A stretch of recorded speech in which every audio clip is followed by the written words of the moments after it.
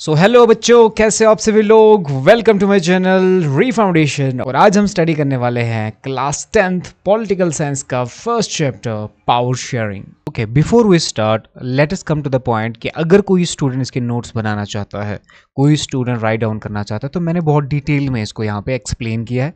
वो चाहे तो साथ साथ में कॉपी भी कर सकते हैं, तो और अगर कॉपी करना थोड़ा हार्ड हो जाता है तो वो स्क्रीनशॉट्स भी ले सकते हैं। बाद में जब वो रिवीजन करेंगे या रिवीजन के लिए जाएंगे तो उनके लिए बहुत इजी हो जाएगा कोई भी चीज़ को दोबारा समझने के लिए। Okay, now comes the first topic, that's power sharing. What is power sharing? Power sharing होता क्या है? देखो, एक डिस्ट्रीब्यूशन सिस्टम है पावर शेयरिंग। अब आप बोलेंगे क्या डिस्ट्रीब्यूशन सिस्टम है? जैसे आपने देखा होगा कि कहीं पे कोई होल सेलर होता है, वो उसके पास बहुत सारी चीज़ें होती हैं, वो अलग अलग शॉपकीपर के पास जाता है और उनको डिस्ट्रीब्यूट करता है। जिसको जो चीज़ चाहिए होती है उसको वो चीज़ पहुंचाता है। पावर शेयरिंग भी थोड़ा इसी तरीके का है। गवर्नमेंट जो होती है वो लॉज बनाती है, और लॉज होते हैं पूरी कंट्री में जितने भी लोग होते हैं सबके लिए लॉज होते हैं।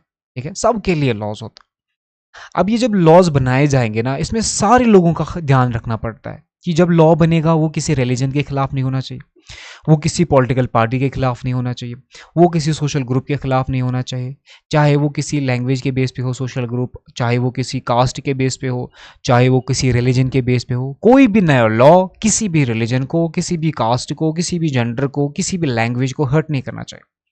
तो जितने भी लोग उस कंट्री के अंदर है सबको ऐसा लगना चाहिए कि हम एक है। अब ये कैसे होगा वो हम इस टर्मिनोलॉजी से समझेंगे, इस डिटेल के साथ हम वो समझेंगे। Power sharing is the distribution of power, political power among different levels of government, social groups or political entities to ensure stability and prevent conflict. किसी भी कंट्री में ना गवर्नमेंट जो होती है उसके 3 ऑर्गन्स होते हैं, legislative, judiciary and executive.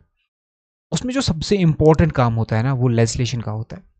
Legislation जब लॉज बनाती है ना तो इस टाइम पे चांसेस होते हैं कि दूसरे ग्रुप्स जो होते हैं, क्योंकि कंट्रीज में अलग अलग ग्रुप्स होते हैं, अलग अलग लैंग्वेज के बेस पे हो सकते हैं, रिलीजन के बेसिस पे हो सकते हैं, कास्ट के बेसिस पे होते हैं, क्लास के बेसिस पे हो सकते हैं, रीजन के बेसिस पे हो सकते हैं। तो जब लॉ बनाया जाएगा वो किसी भी ग्रुप के खिलाफ नहीं होना चाहिए। इसके अलावा पॉलिटिकल पार्टीज भी बहुत सारी होती है तो उनका भी ध्यान रखना पड़ता है। जब सबका ध्यान रखा जाएगा, पावर सब में डिस्ट्रीब्यूट किया जाएगा, चाहे वो सोशल ग्रुप हो, वो कोई पॉलिटिकल पार्टी हो, वो कोई ऑर्गेनाइजेशन हो, वो एनवायरमेंटल एनवायरमेंटल ऑर्गेनाइजेशन हो, सबकी राय ली जाएगी और तब कुछ डिसाइड किया जाएगा। इसी को हम पावर शेयरिंग बोलते हैं। अब डिफरेंट लेवल्स ऑफ गवर्नमेंट क्या है? Different levels of government, power कब कैसे शेयर किया जाएगा डिफरेंट लेवल्स ऑफ गवर्नमेंट के पास? यानी पावर शेयर जो है ना वो सेंट्रल लेवल पे भी होता है, पावर को सेंट्रल लेवल पे भी रखा जाता है, पावर को उसके अलावा स्टेट लेवल पे भी रखा जाता है, यानी कुछ पावर स्टेट के पास रहेंगी, कुछ सेंटर के पास रहेंगे। उसके अलावा कुछ पावर्स जो होते हैं वो म्यूनसिपैलिटी के अंडर रहते हैं। ओके, म्यूनसिपैलिटी के अंदर रहते हैं। कुछ पावर्स जो होते हैं वो पंचायत सिस्टम के अंदर भी रहते हैं। ये जो पावर शेयर हो रहा है कि कुछ पंचायत रखेगा, कुछ पावर्स म्यूनसिपैलिटी रखेगी, कुछ पावर स्टेट के पास रहेंगे, कुछ पावर जो है सेंटर के पास रहेंगे, इसी को हम बोलते हैं distribution system, power sharing. Okay, अब पावर शेयर क्या है? पावर शेयर कुछ नहीं है, बस डिस्ट्रीब्यूशन सिस्टम है। किस चीज का डिस्ट्रीब्यूशन सिस्टम है? पॉलिटिकल पावर्स का। जितने भी एक कंट्री के अंदर पॉलिटिकल पावर्स होते हैं उनको डिस्ट्रीब्यूट किया जाएगा अलग अलग लेवल्स ऑफ द गवर्नमेंट। क्या सिर्फ लेवल्स ऑफ द गवर्नमेंट में, यानी गवर्नमेंट के जो अलग अलग लेवल्स है, स्टेट है, सेंट्रल है, म्यूनसिपैलिटी है, पंचायत सिस्टम है, इनको दिया जाएगा, या कम्युनिटी गवर्नमेंट भी हो सकती है, इनको दिया जाएगा? नहीं। इसके अलावा सोशल ग्रुप्स। अब ये सोशल ग्रुप्स कौन से हैं? ये सोशल ग्रुप्स बहुत सारे हो सकते हैं। ये सोशल ग्रुप जो है एक लैंग्वेज के बेस पे भी हो सकता है। ओके, लैंग्वेज के बेसिस पे हो सकता है। ये सोशल ग्रुप जो है ना ये कास्ट के बेसिस पे भी हो सकता है, क्योंकि हमारे यहाँ पे अलग अलग कास्ट्स है, यहाँ पे क्लासेस भी अलग है, अमीर गरीब है। अमीर को ये नहीं लगना चाहिए कि हमारे खिलाफ रूल बन रहे, गरीब को ये नहीं लगना चाहिए कि हमारे खिलाफ रूल्स बन रहे, लॉज बन रहे, और हमारी कोई सेइंग नहीं है गवर्नमेंट के पास, हमारी कोई रिप्रेजेंटेशन नहीं है। ओके, सोशल ग्रुप या फिर कोई एनवायरमेंटल ग्रुप हो सकता है जो एनवायरमेंट की बात करते हैं, या फिर कोई पॉलिटिकल एंटिटीज। ये कौन से है पॉलिटिकल एंटिटीज? पॉलिटिकल एंटिटीज मतलब अलग अलग पॉलिटिकल पार्टीज। सिर्फ पॉलिटिकल पार्टीज नहीं, ये स्टूडेंट्स ऑर्गेनाइजेशन हो सकती है, टीचर्स ऑर्गेनाइजेशन हो सकती है। जब एक पॉलिटिकल पार्टी जो है पावर में नहीं आ पाती क्योंकि उसको जितने वोट्स चाहिए होते, जितने सीट्स चाहिए होते वो नहीं मिलती, तब वो कोलेशन करते हैं। तो यहाँ पे पॉलिटिकल एंटिटीज आप समझ सकते हो कि कोलेशन गवर्नमेंट जो बनती है। ठीक है ना। कोलिशन गवर्नमेंट में क्या होता है कि बहुत सारी पार्टीज मिल के काम करती है, उसमें से सारे लोगों को सेइंग होती है, यानी वो लोग जिन लोगों ने अलग अलग पॉलिटिकल पार्टीज को पावर दिया होता है उन सब की सेइंग आ जाती है। यानी हर एक ग्रुप, चाहे वो सोशल ग्रुप हो, कोई लैंग्वेज के बेस पे ग्रुप हो, कोई यूँ समझ सकते हो आप अलग अलग पॉलिटिकल पार्टीज हो, सबकी सही और सबको मौका मिला जाए। क्यों करना पड़ता है हमें पावर शेयरिंग? हमें पावर को डिस्ट्रीब्यूट क्यों करना पड़ता है अलग अलग लेवल्स पे, अलग अलग ग्रुप्स के पास, अलग अलग पॉलिटिकल एंटिटीज को? क्यों? ताकि स्टेबिलिटी हो। जब पावर को डिस्ट्रीब्यूट नहीं किया जाता और एक ही इंसान के पास रहता है तो पावर धीरे धीरे डिक्टेटरशिप की तरफ जाता है, और कंट्री को बचाने के लिए, कंट्री को स्टेबल रखने के लिए पावर को डिस्ट्रीब्यूट करना पड़ता है, ताकि कोई भी ऐसा इंसान जो सुप्रीम ना बने, और अगर कोई सुप्रीम बनता है तो कुछ भी कर सकता है, वही डिक्टेटरशिप है। और क्या? Prevent conflicts. तो कन्फ्लिक्ट ज्यादा होने के चांसेस होते हैं जब किसी लैंग्वेज के बेस पे कोई ग्रुप है उसको लगेगा कि हमारे खिलाफ जातियां हो रहे, कास्ट के बेसिस पे कोई ग्रुप है उसको लगेगा जातियां हो रहे, क्लास के बेसिस पे कोई ग्रुप है उसको वो लगेगा, जैसे अमीर को लगेगा कि हमारे खिलाफ हो रहा है, गरीब को लगेगा हमारे खिलाफ हो रहा है। काम जितने भी लॉज बन रहे हैं वो एंटी पुअर है या एंटी रिच है। या अभी इंडिया में भी कुछ लॉज बने थे फार्मर्स के लिए, फार्मर्स लॉ जिसको बोला गया था, फार्मर्स को लगा था उस टाइम पे कि ये हमारे खिलाफ हो रही, तो उन लोगों ने एजिटेशन कन्फ्लिक्ट स्टार्ट किया। अब यही जो एजिटेशन होती है इसी को हम बोलते हैं कन्फ्लिक्ट्स, कि कन्फ्लिक्ट्स होने के चांसेस ज़्यादा होते हैं, इसलिए पावर को डिस्ट्रीब्यूट किया जाता है। और इससे क्या होता है जब डिस्ट्रीब्यूट किया जाता है पावर? प्रमोट्स इंक्लूसिविटी, कि सब हर एक इंसान जो एक कंट्री के अंदर, उसको लगता है कि हमारी भी सहेंगे, हम भी कोई है, हम भी इस कंट्री के हिस्से हैं। सबको लगता है कि नहीं, हम सब की बात हो रही है, सब पे सबको भरोसा हो जाता है कंट्री के ऊपर।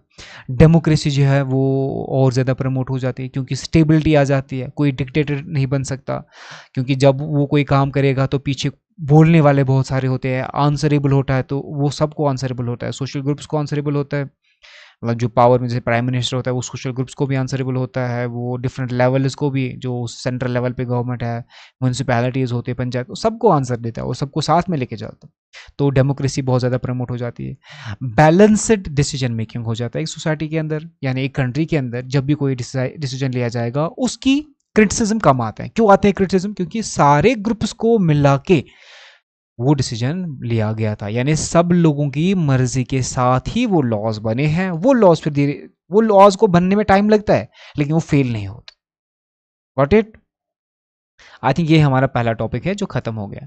अब आपके चैप्टर में दिए गए हैं दो एग्जाम्पल्स। एक एग्जाम्पल दिया गया बेल्जियम का, दूसरा एग्जाम्पल आपको दिया गया है श्रीलंका का। बेल्जियम में भी अलग अलग ग्रुप्स थे और श्रीलंका में भी अलग अलग ग्रुप्स थे। तो पहले हम डिस्कस करेंगे बेल्जियम। ये आपको बेल्जियम का मैप दिखेगा ये पूरा। ओके, बेल्जियम कुछ इस प्रकार का है। इसमें और भी चीज़ें हैं बेल्जियम में जो हमें समझनी पड़ेगी।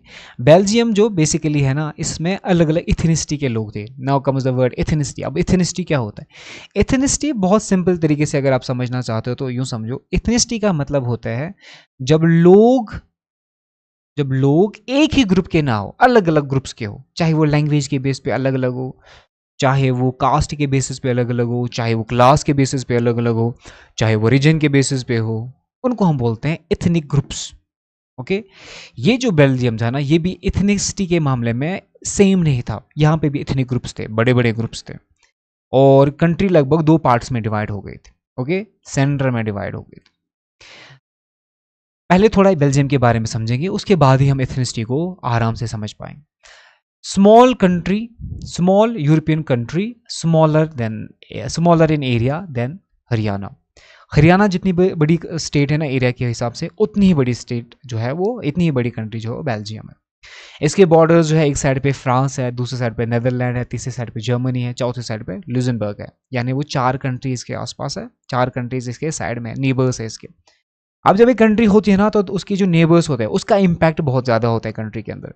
जैसे अगर आप इंडिया की एग्जांपल लोगे ना, एक साइड से हमारा लद्दाख है, तो लद्दाख में और चाइना के जो लोग हैं यहाँ पे सिमिलैरिटीज आपको दिखेंगी उनके रेस के हिसाब से, उनकी शक्लें थोड़ी मिल जाती है, तो एक उनको लैंग्वेज भी थोड़ी बहुत मिल जाती है। लैंग्वेज सेम नहीं है बट जो तरीका है लैंग्वेज का, तो जो आसपास कंट्रीज होती है ना उनका इम्पैक्ट बहुत ज़्यादा रहता है, बहुत ज़्यादा इम्पैक्ट रहता है।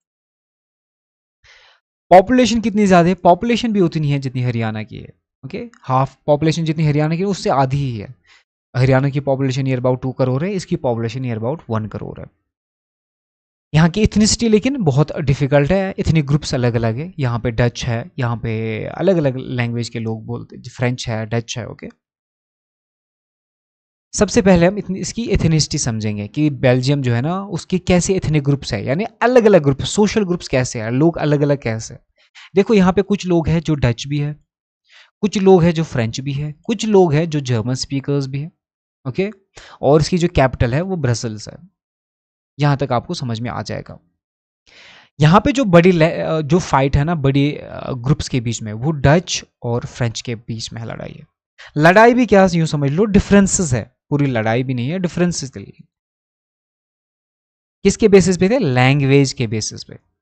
लैंग्वेज के बेसिस पे यहाँ पे ज्यादा लोग जो है वो डिवाइडेड हो गए थे। फ्लेमिश रीजन जो है, अब यहाँ पे दो ग्रुप्स आपको मिलेंगे। फ्लेमिश रीजन, दो region basically. Okay, Flemish region और दूसरा जो है वो फ्रेंच रीजन है। फ्लेमिश रीजन जो है वहां पे डच स्पीकर्स है। 59% पॉपुलेशन जो फ्लेमिश रीजन है ना, फ्लेमिश रीजन,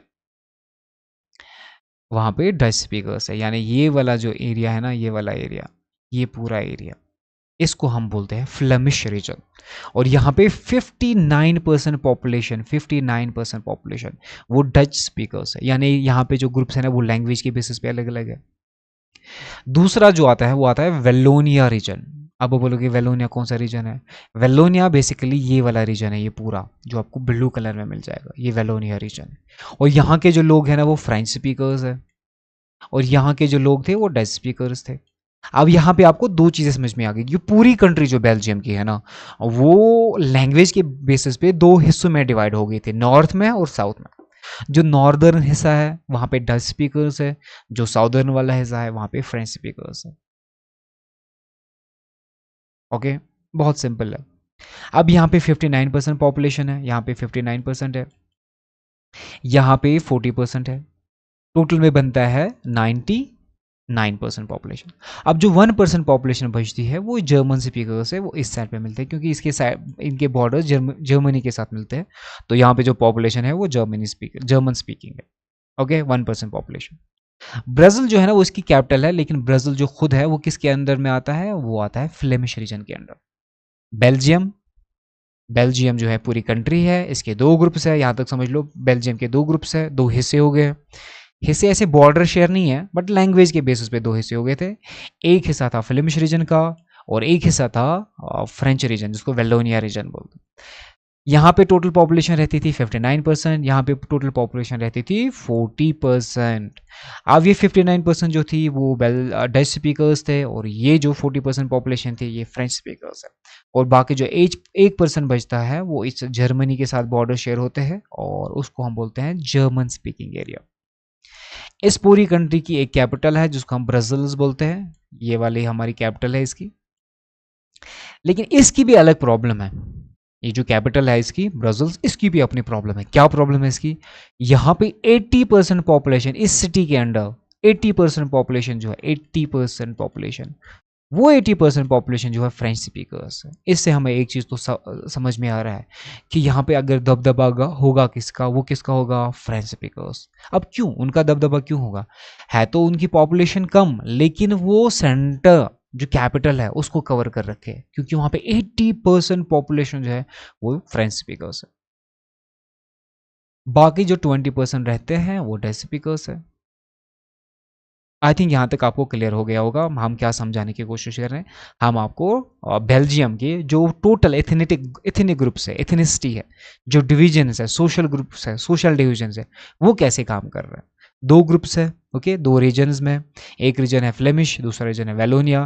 फ्लेमिश में 59% पॉपुलेशन रहती है और वो डच स्पीकिंग है। और फ्रेंच में जो है, French speaking area Wallonia region है, वहाँ पे फ्रेंच स्पीकिंग पीपल है वो 40% है। बाकी 1% जो है वो जर्मन स्पीकिंग एरिया है, वो इस साइड पे जर्मनी के बॉर्डर के साथ शेयर होते हैं उनके बॉर्डर्स।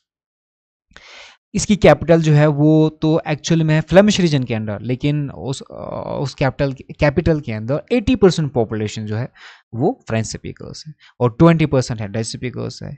जिसकी वजह से यहाँ के लोगों को ऐसा लगता है कि हमारे साथ जाति हो रही है। क्यों जाति हो रही है? देखो, जब एक पर्टिकुलर लैंग्वेज के बोलने वाले सेंटर में होते हैं ना, सेंटर मतलब ये समझ सकते हो आप कि जो पूरी कंट्री को चलाते हैं। जैसे दिल्ली हमारे, अगर दिल्ली में सारे इंग्लिश स्पीकिंग होते हैं तो फिर इंग्लिश लैंग्वेज जो होती है वो डोमिनेंट होती है। ओके, जैसे साउथ इंडिया कह रहा है कि हम हिंदी को नहीं मानेंगे as a national language, Delhi कह रहा है कि नेशनल लैंग्वेज बनाएंगे, मतलब सेंटर कह रहा है नेशनल लैंग्वेज बनाएंगे, क्योंकि सेंटर में ज़्यादा हिंदी बोली जाती है दिल्ली। ऐसे ही जो ब्राज़ील्स है वहाँ पे ज़्यादा फ्रेंच बोली जाती है, इसलिए फ्रेंच का बहुत ज़्यादा दबदबा। और यहाँ से आप बहुत आराम से समझ सकते हो कि कैसे ये डिविजन्स काम करते थे। ओके, ये वेलोनिया रीजन है, ये फ्लैंडर्स जिसको हम फ्लेमिश रीजन बोलते हैं, फ्लैंडर्स है, और ये इनकी कैपिटल है ब्रसल्स। ओके, अब इनके बीच में प्रॉब्लम क्या था? प्रॉब्लम ये था कि फ्रेंच स्पीकिंग पीपल जो है वो हमेशा से माइनॉरिटी में थे। माइनॉरिटी मतलब कम है, क्योंकि सिर्फ 40% पॉपुलेशन है माइनॉरिटी में, ठीक है, लेकिन पावरफुल है और रिच भी है। यहाँ की जो फ्रेंच स्पीकिंग पीपल थी ना, वो यूं समझ लो कि गवर्नमेंट में पावर उन्हीं के पास था। अब जब गवर्नमेंट भी उन्हीं की होगी तो वो रिच भी होंगे और पावरफुल भी होंगे। ओके, हमेशा से historically Dutch speaking community resented this, gaining economic and educational benefits later. अब जो डच स्पीकिंग पीपल है, 59% पॉपुलेशन जो है, उनको ऐसा लग रहा था कि हमारे साथ ज्यादती हो रही है, ठीक है ना, हम ज्यादा है पॉपुलेशन में, लेकिन हमें जो एजुकेशनल बेनिफिट्स है या इकोनॉमिक बेनिफिट्स है वो बहुत लेट मिले, जबकि जो फ्रेंच स्पीकिंग पीपल है वो बहुत पहले से ही अच्छे हैं, रिच है और पावरफुल है। इसकी वजह से टेंशन जो है इमर्ज हो गए 1950s और 1960s में, दो डिकेड में। ये वॉर लगभग 2 डिकेड्स में चले, स्पेशली ब्राजील के अंदर जो कैपिटल है वहां पे, क्योंकि कैपिटल खुद किस एरिया में आते हैं, फ्लेंडर रीजन में, फ्लेमिश रीजन में आ रहे थे। डच स्पीकर्स को ऐसा लगा था, Dutch speakers were a majority in the country but minority in Brazil. Dutch speakers जो है ना वो थे मेजॉरिटी में, पॉपुलेशन उनकी ज्यादा थी 59%, लेकिन कैपिटल में उनकी पॉपुलेशन सिर्फ 20% थी। ये सबसे बड़ी प्रॉब्लम थी, क्योंकि पूरी कंट्री में मेजॉरिटी में थे लेकिन सेंटर में माइनॉरिटी में। इसका उल्टा है फ्रेंच स्पीकिंग पीपल के पास, क्योंकि फ्रेंच स्पीकिंग पीपल पूरी कंट्री में माइनॉरिटी में सिर्फ 40% पॉपुलेशन, लेकिन सेंटर में वो मेजॉरिटी में है। इसलिए सारे पावर्स उन्हीं के पास थे, क्योंकि सेंटर पे उन्हीं का कब्जा था। ये चीज़ें समझना बहुत ज़रूरी है। आई थिंक आपको इजीली समझ में आ गया होगा। अब हम आगे चलते हैं। Now comes the second example about Sri Lanka. Sri Lanka एक आइलैंड कंट्री है, बिल्कुल इंडिया के बगल में है। जो तमिलनाडु है, इंडिया के साउथ में तमिलनाडु है, तमिलनाडु के साथ इसके वाटर बॉडीज जो है वो वाटर बॉर्डर्स शेयर होते हैं।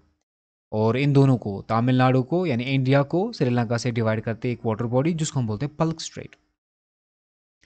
तमिलनाडु की जो टोटल पॉपुलेशन है ना वो 2 करोड़ की population, same as Haryana. Okay, लेकिन इसकी जो पॉपुलेशन है ना वो सब यूनाइटेड नहीं है, सेम एज बेल्जियम। यहाँ की पॉपुलेशन जो है ना वो भी डिवाइडेड है लैंग्वेज के बेसिस पे, यानी यहाँ की भी एथनिसिटी जो है ना वो लैंग्वेज के बेसिस पे है। यहाँ पे जो सोशल ग्रुप्स है, डिविजन्स है लोगों में, वो लैंग्वेज के बेसिस पे। अब हम समझते हैं थोड़ा मैप के साथ। 74% पॉपुलेशन जो है, 74% ये वाली पॉपुलेशन, 74% पॉपुलेशन यहाँ पे जो है ना वो सिन्हालीज है, यानी उनकी लैंग्वेज है सिन्हाला। 18% पॉपुलेशन जो है, 18% पॉपुलेशन वो है तमिल्स। अब ये तमिल लैंग्वेज जो है, ये जो 18% पॉपुलेशन है तमिल स्पीकर्स, ये भी एक ही तमिल नहीं है, ये 2 कैटेगरीज है। एक है नेटो तमिल्स, दूसरे है Indian Tamils. NATO Tamil Sri Lanka के अपने हैं, यानी बहुत पहले से ही यहाँ पे रहते हैं। और इंडियन तमिल्स बाद में आए थे, जब कॉलोनियल रूल चल रहा था, ब्रिटिशर्स का पीरियड चल रहा था। इनको ब्रिटिशर्स ने ही लाया था यहाँ पे एग्रीकल्चरल एक्टिविटीज के लिए, स्पेशली प्लांटेशन वर्कर्स थे। श्रीलंकन तमिल जो है उनकी टोटल पॉपुलेशन थी 13%, 18% में से। बाकी जो 5% बचते हैं ना वो इंडियन तमिल्स थे। इसके बाद जो टोटल पॉपुलेशन बचती है, टोटल पॉपुलेशन जो बचती है, जो रहती है टोटल अबाउट 8%, वो मुस्लिम्स है। सिर्फ मुस्लिम्स नहीं, इसमें कुछ क्रिश्चियंस भी आते हैं और दूसरे कैटेगरीज भी आते हैं। तो आप ऐसे समझ सकते हो कि 8% पॉपुलेशन जो है ना वो अदर्स थे। 8% पॉपुलेशन अदर्स है, अदर्स। ओके, ये समझ में आया आपको टोटल इसका श्रीलंका का कैसे काम हो रहा है, श्रीलंका में कैसी एथनिसिटी है, कैसी एथनिसिटी है और कैसे लोग डिवाइडेड है। अब आगे चलते हैं। अब हम समझने की कोशिश करेंगे कि जो श्रीलंका है, यहाँ की जो लोग हैं, चाहे वो तमिल स्पीकर्स है, चाहे वो सिन्हाला स्पीकर्स है या कोई और लैंग्वेज, उन सबका रिलीजन क्या है। यानी यहाँ के जो लोग हैं ना, क्या वो सारे एक ही रिलीजन है या रिलीजन के बेसिस पे भी यहाँ पे एथनिसिटी है। यानी यहाँ पे लोग रिलीजन के बेसिस पे भी डिवाइड है। बिल्कुल है। यहाँ पे 4 मेजर रिलीजन पाए जाते हैं: बुद्धिस्ट्स, मुस्लिम्स, हिंदूज एंड क्रिश्चियंस। अब चूंकि मोस्ट ऑफ द पीपल, जो 74% पॉपुलेशन है ना, वो सिन्हाला स्पीकर्स है, तो 74% में मैक्सिमम नंबर ऑफ जो लोग रहते हैं, मैक्सिमम नंबर ऑफ पॉपुलेशन जो है ना, वो बुद्धिस्ट्स है। और तमिल जो है उसमें मोस्टली हिंदूज एंड मुस्लिम्स है। लेकिन जो क्रिश्चियंस है, ये दोनों कैटेगरीज में पाए जाते हैं, दोनों, चाहे वो सिन्हालाज हो गए या तमिलज हो गए। यानी क्रिश्चियंस दोनों में, सिन्हाला स्पीकर्स भी क्रिश्चियंस है, यानी उसमें भी कुछ क्रिश्चियंस है, और तमिल स्पीकर्स में भी कुछ क्रिश्चियंस है। Got it. आगे चलते हैं। अब हम समझने की कोशिश करेंगे कि पोटेंशियल कन्फ्लिक्ट क्या है दोनों कंट्रीज के बीच में। एक श्रीलंका के अंदर क्या पोटेंशियल कन्फ्लिक्ट है और बेल्जियम के अंदर क्या पोटेंशियल कन्फ्लिक्ट है।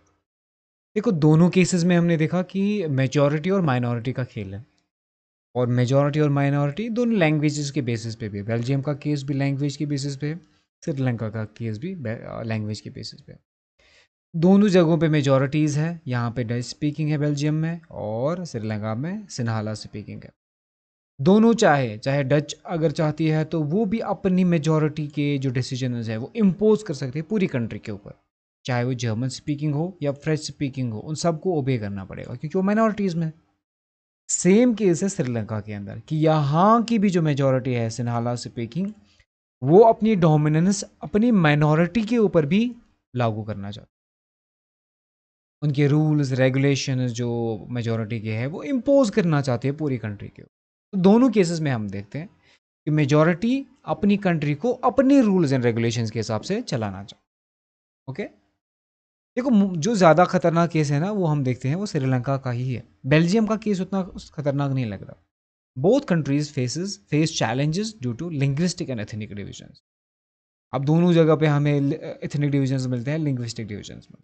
ओके। तो चैलेंजेस तो दोनों जगहों पे है। यहाँ पे भी चैलेंज आपको श्रीलंका में मिलेंगे कि मेजॉरिटी चाहती है कि हमारे रूल्स एंड रेगुलेशंस पूरी कंट्री माने, और यहाँ से तमिल स्पीकर्स कह रहे हैं कि नहीं जी, हमारा भी से होना चाहिए गवर्नमेंट में, हमारी भी बात मान लो। सेम यहाँ पे भी है। यहाँ पे लेकिन थोड़ा उल्टा है कि यहाँ पे जो मेजॉरिटी में है पीपल, उनकी से कम है। क्यों? क्योंकि ब्राज़ील जो कैपिटल है ना, वहाँ पे माइनॉरिटी का रूल है जो कि फ्रेंच स्पीकिंग पीपल है। यहाँ पे भी मेजॉरिटी चाहती है जो कि डच स्पीकिंग पीपल है कि हमारा ही माना जाए। यहाँ पे भी जो मेजॉरिटी में है सिन्हाला स्पीकर्स, वो भी चाहते हैं कि हमारा ही माना जाए। अब श्रीलंका के बारे में थोड़ा और जानने की कोशिश करेंगे। श्रीलंका इंडिपेंडेंट हुआ था 1948 में, ठीक एक साल बाद जब इंडिया इंडिपेंडेंट हुआ था। एक्चुअली उसी उसी पीरियड में सारी थर्ड वर्ल्ड कंट्रीज जो है वो इंडिपेंडेंट हो रही। The Sinhala majority sought to dominate the government due to their numerical superiority।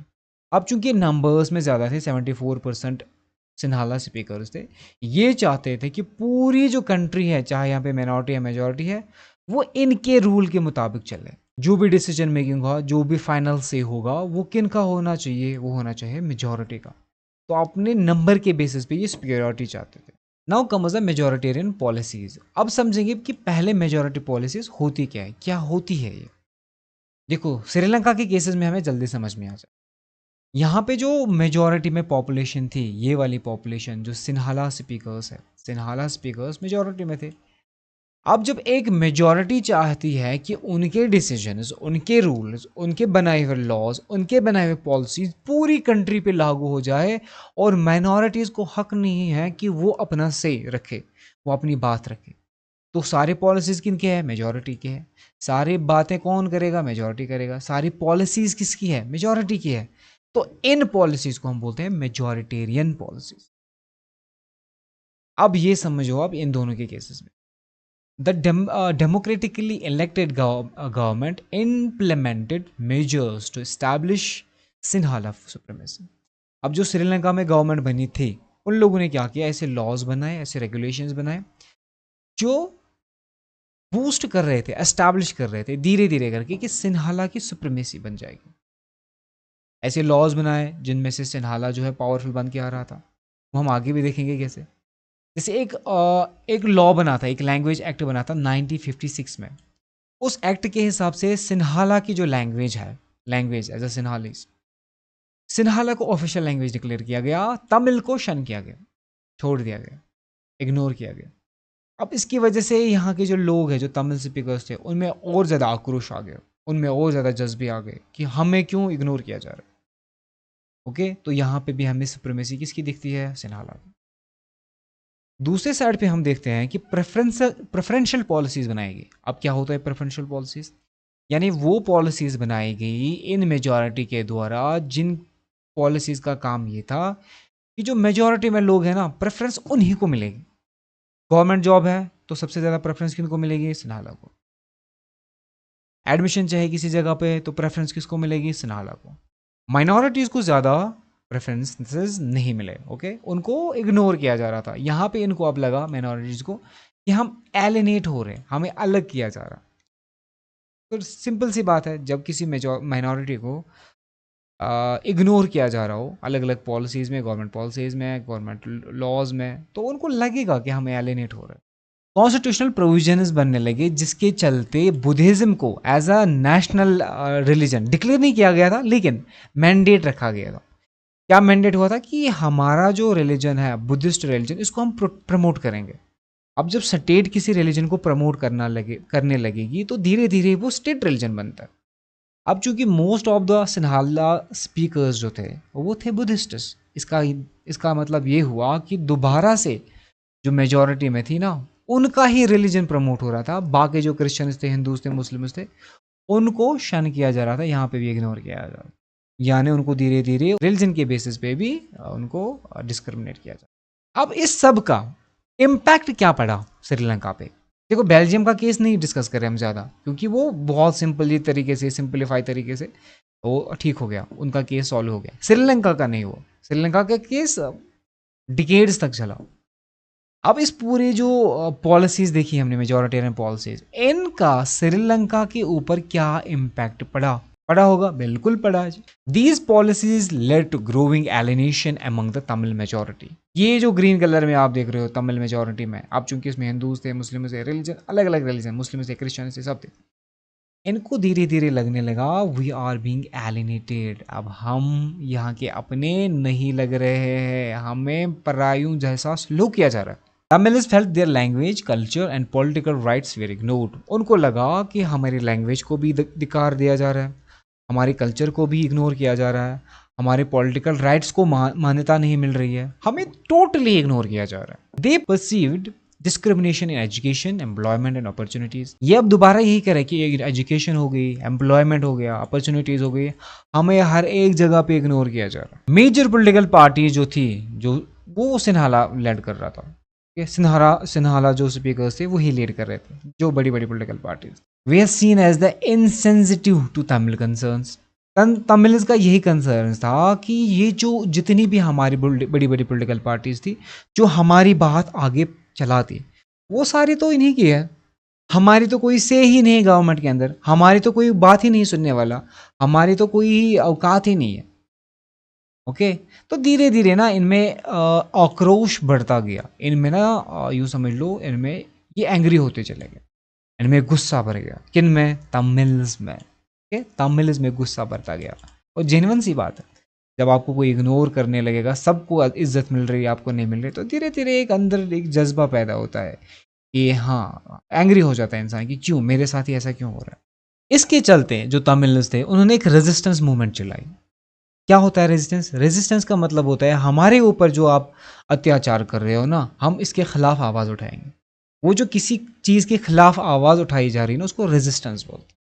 Sri Lanka ने अपनी एक फोर्स बनाई, मतलब ये जो तमिल स्पीकर्स थे, इन्होंने अपनी फोर्स बनाई। उस फोर्स का काम ये था कि रिकॉग्निशन मिले, किसको? तमिल को, तमिल लैंग्वेज को रिकॉग्निशन मिले, तमिल लैंग्वेज को as an official language declare किया जाए। ओके, रीजनल ऑटोनॉमी हो, यानी हमारा जो ये श्रीलंका है, जहाँ जहाँ जो रीजन तमिल का है वहाँ पे किसका चलना चाहिए? तमिल का चलना चाहिए। बाकी आपको जो चलाना है चला लो, लेकिन इस एरिया में किसका चलना चाहिए? तमिल्स का ही चलना चाहिए। एक तो इनकी लैंग्वेज को ऑफिशियल लैंग्वेज डिक्लेयर किया जाएगा, और रीजनल ऑटोनॉमी, वो रीजन जो तमिल्स के अंडर में है वहाँ पे उन्हीं की ऑटोनॉमी होगी, उन्हीं का डिसीजन होगा, उन्हीं के लॉज एंड रेगुलेशंस होंगे। हर एक एजुकेशन में, हर एक एम्प्लॉयमेंट में, गवर्नमेंट जॉब्स में इक्वल अपॉर्चुनिटी होगी, किन की? तमिल्स की। यानी जहाँ जहाँ पे सिन्हालास को जॉब मिल रही है वहाँ पे तमिल्स को भी मिलनी चाहिए, जहाँ जहाँ पे सिन्हालास को एजुकेशन हासिल हो रही है वहाँ पे तमिल्स को भी होनी चाहिए, ठीक है ना। इसके लिए उन लोगों ने मूवमेंट चलाई। Their demand for greater autonomy in Tamil majority areas we are repeatedly rejected, और बार बार उनकी ये जो डिमांड्स है ये सारी रिजेक्ट की जा रही थी। चलो लैंग्वेज को तो थोड़ी मान्यता मिल जाती, लेकिन ऑटोनॉमी की वजह से फिर हर एक चीज़ को उसको शन किया गया, उसको छोड़ दिया, इग्नोर किया गया कि नहीं, आपकी कोई भी बात नहीं मानी जाएगी। मूवमेंट चलने के बाद भी इनकी बातें जो है वो एक्सेप्ट नहीं की गई। देखो तमिल्स की जो रेजिस्टेंस थे, इस रेजिस्टेंस के बाद आप देखोगे एक सिविल वॉर इमर्ज हो गया। सिविल वॉर जो है वो एस्केलेट हो गया। देखो सिविल वॉर एस्केलेट हुआ क्यों, यही तो हम समझ रहे हैं अभी तक, कि जब पावर शेयर हुआ ही नहीं, जो माइनॉरिटीज में लोग थे उनको लगा कि हम तो एलिनेट हो रहे हैं, हम तो अलग किए जा रहे हैं, हमारे साथ तो नाइंसाफी की जा रही है, हमें अपना हक चाहिए। और वो हक उन लोगों ने वायलेंट तरीके से हासिल करने की कोशिश, उन लोगों ने कुछ ऑर्गेनाइजेशंस भी बनाई, और उनमें से एक बड़ी ऑर्गेनाइजेशन थी जिसका नाम था LTTE, liberation tigers of Tamil Eelam. Tamil Eelam basically वो अपने एक रीजन को बोलते थे, जिस रीजन में, फॉर एग्जांपल ये इनका एक रीजन है, ये वाला रीजन, इस रीजन को वो चाहते थे कि हम डिक्लेयर कर दे एक अलग स्टेट, एक अलग कंट्री, और इसी कंट्री का उन लोगों ने नाम दिया तमिल एलम। अब वो बेसिकली क्या चाहते थे कि हम अलग रहे, ओके, हम जो सिन्हालाज हैं उनके साथ नहीं रहेंगे, अब हम एक अलग कंट्री से।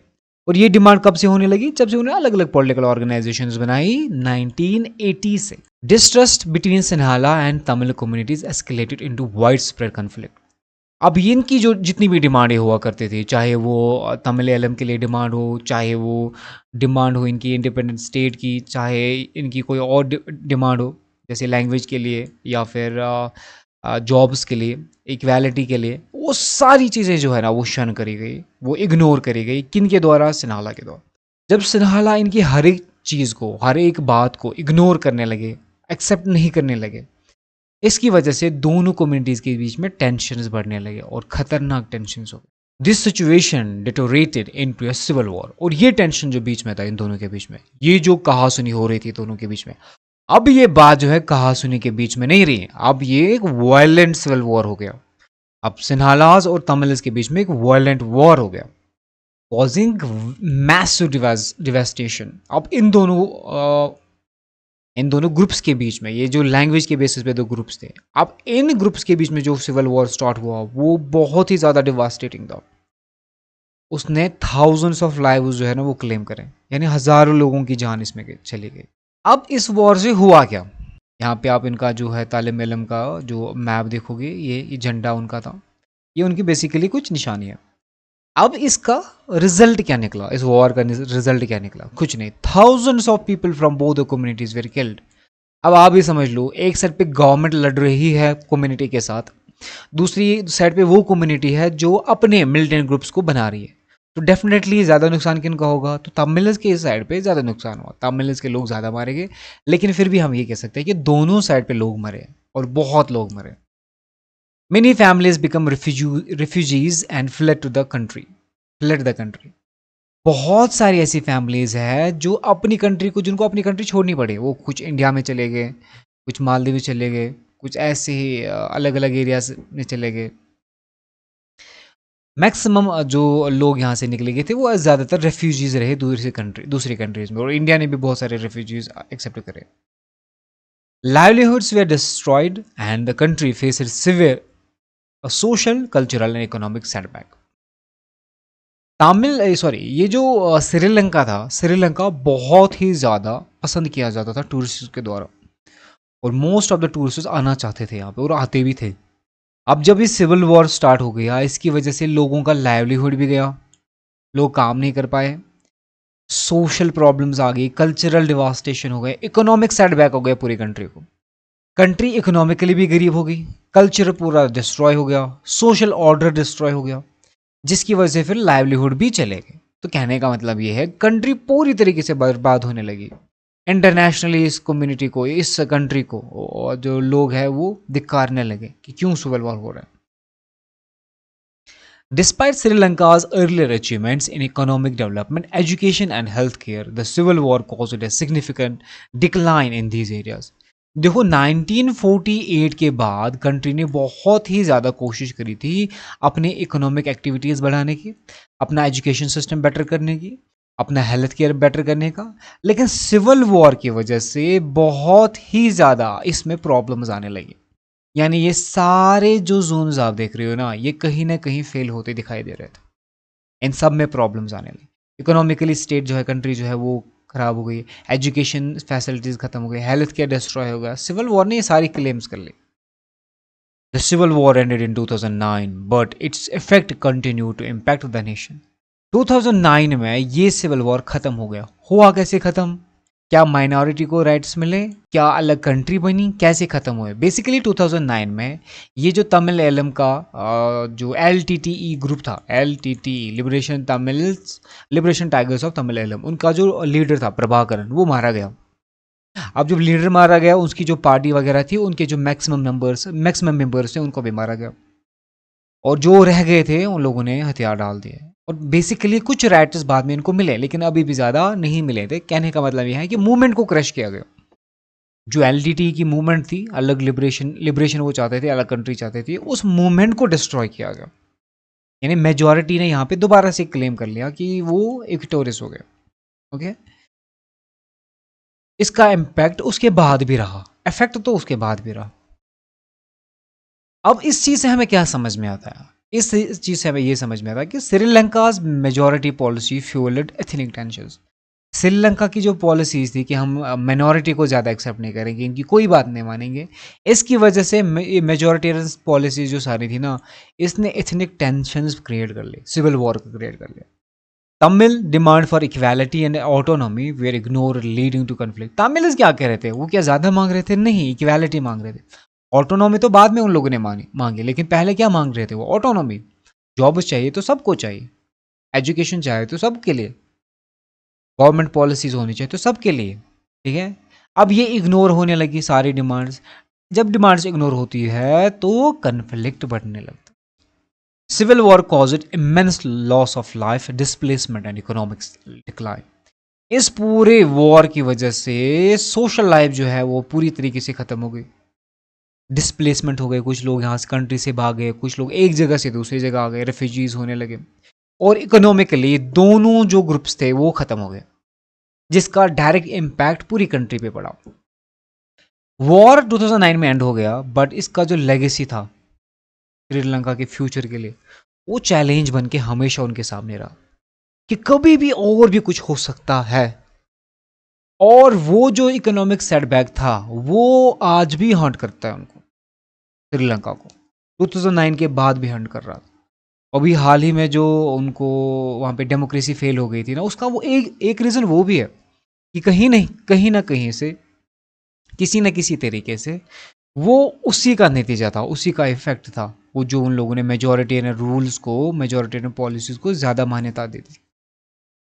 अब श्रीलंका की एग्जाम्पल आपने देखी कितनी वायलेंट थी। ओके, बहुत ही ज़्यादा घटिया पॉलिसीज उन लोगों ने एक्सेप्ट कर ली। बेल्जियम ने इसके अकॉर्डिंगली कुछ दूसरा पाथ चुना। बेल्जियम ने बोला कि हम ऐसा नहीं करने वाले, हम हमारे यहाँ पे जो प्रॉब्लम है, हमारे यहाँ पे जो एथनिक ग्रुप्स है, हमारे यहाँ पे जो टेंशन्स हैं, हम इन टेंशन्स को दूर करेंगे। कैसे करेंगे? हम इक्वालिटी लाएंगे, अपॉर्चुनिटीज लाएंगे। Belgium leaders acknowledged regional and cultural differences. यहाँ पे भी डिफरेंसेस थे बेटा। यहाँ पे एक ग्रुप था डच स्पीकिंग, यहाँ पे दूसरा ग्रुप था फ्रेंच स्पीकिंग, और यहाँ पे दोनों थे, 80% फ्रेंच स्पीकिंग और 20% डच स्पीकिंग। यहाँ पे जर्मन स्पीकिंग 1% पॉपुलेशन थी। ठीक है, इन लोगों ने क्या किया? इन लोगों ने बोला नहीं, हमारी कंट्री में तो डिफरेंसेस है, हमें पॉलिसीज डिफरेंसेस के बेसिस पे ही बनाने चाहिए। यानी हम जो पॉलिसीज बनाएंगे वो इनके लिए भी होनी चाहिए और इनका भी से होगा। हम जो पॉलिसीज बनाएंगे वो इनके लिए है तो इनका भी से होना चाहिए, इनका भी से होना चाहिए, इस ग्रुप का भी होना चाहिए। Between 1970 and 1993, the constitution was amended 4 times. 4 times. 23 years में कॉन्स्टिट्यूशन जो है ना उसको 4 बार अमेंड किया गया। जैसे इंडिया में कॉन्स्टिट्यूशन अमेंड होता रहता है। क्यों? क्योंकि परफेक्शन की तरफ जाने की कोशिश की जाती है कि जहां कहीं भी हमें कमी लगे उस कमी को दूर किया जाए। क्यों उन लोगों ने 4 बार इसको अमेंड किया? To create a unique system for coexistence. अब एग्जिस्टेंस तो करनी है, इनको भी जिंदा रहना, सर्वाइव करना है, इनको भी सर्वाइव करना है, तो क्यों ना साथ मिलकर एक दूसरे को हेल्प करें।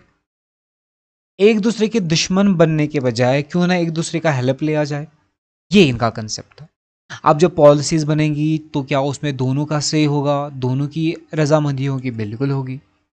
ओके, ये सबसे ज्यादा इन लोगों ने इसको मान्यता दी थी। बेल्जियम ने भी अपना एक मॉडल डिस्कवर किया, श्रीलंका ने भी किया। श्रीलंका ने जो मॉडल एक्सेप्ट किया था मेजोरिटेरियन पॉलिसीज, वो फेल हो गया। ओके, कंट्री को सिविल वॉर की तरफ धकेल दिया। बेल्जियम का जो मॉडल था ये थोड़ा यूनिक था। इसके कुछ फीचर्स हम समझते कैसे यूनिक था। इन लोगों ने पावर को शेयर किया। कैसे किया? पहले सेंट्रल लेवल पे किया, central government. Equal members of Dutch and French speaking ministers in central government. जैसे हमारे यहाँ पे सेंट्रल गवर्नमेंट है, स्टेट गवर्नमेंट है, पंचायत सिस्टम है। इन लोगों ने भी बोला कि हमारे यहाँ पे जो सेंट्रल गवर्नमेंट है ना उसमें दोनों मेंबर्स होंगे, यानी मिनिस्टर जो होंगे वो दोनों कम्युनिटी ग्रुप्स के हैं, डच के भी होने चाहिए और फ्रेंच के भी होने चाहिए। ये चीज हम श्रीलंका के मॉडल में नहीं देख रहे। श्रीलंका ने एक्सेप्ट ही नहीं किया, तमिल इसको नहीं चाहिए। Certain laws require majority support from both the linguistic groups. कुछ ऐसी भी लॉज है जिनमें मेजोरिटी चाहिए, इनकी भी मेजोरिटी और इनकी भी मेजोरिटी, डच की भी मेजोरिटी चाहिए और फ्रेंच की भी मेजोरिटी चाहिए। कुछ ऐसे भी लॉज है जो लैंग्वेज के बेसिस पे लॉज बनेंगे, लैंग्वेज के रिलेटेड बनेंगे, रिलीजन के रिलेटेड बनेंगे, उनमें दोनों का इक्वल से होना चाहिए और मेजोरिटी ऑफ द पॉपुलेशन, इनकी भी मेजोरिटी इनकी भी मेजोरिटी उस चीज़ को एक्सेप्ट करनी चाहिए, तब लॉ आगे जाएगा, वरना नहीं जाएगा। अब उससे क्या होगा? Prevents unilateral decision making by any single community. अब इस चीज से क्या होगा? इसको भी जो इक्वल राइट्स मिलेंगे इसको, उससे ये होगा जब भी कोई डिसीजन लिया जाएगा, जब भी कोई लॉ बनेगा, जब भी कोई पॉलिसी बनेगी, उसमें कोई एक कम्युनिटी के मेंबर ही डिसाइड नहीं कर पाएंगे, दोनों कम्युनिटी के मेंबर्स होने चाहिए। इवन हम कह सकते हैं तीनों होने चाहिए। जर्मन जर्मन स्पीकिंग भी होने चाहिए।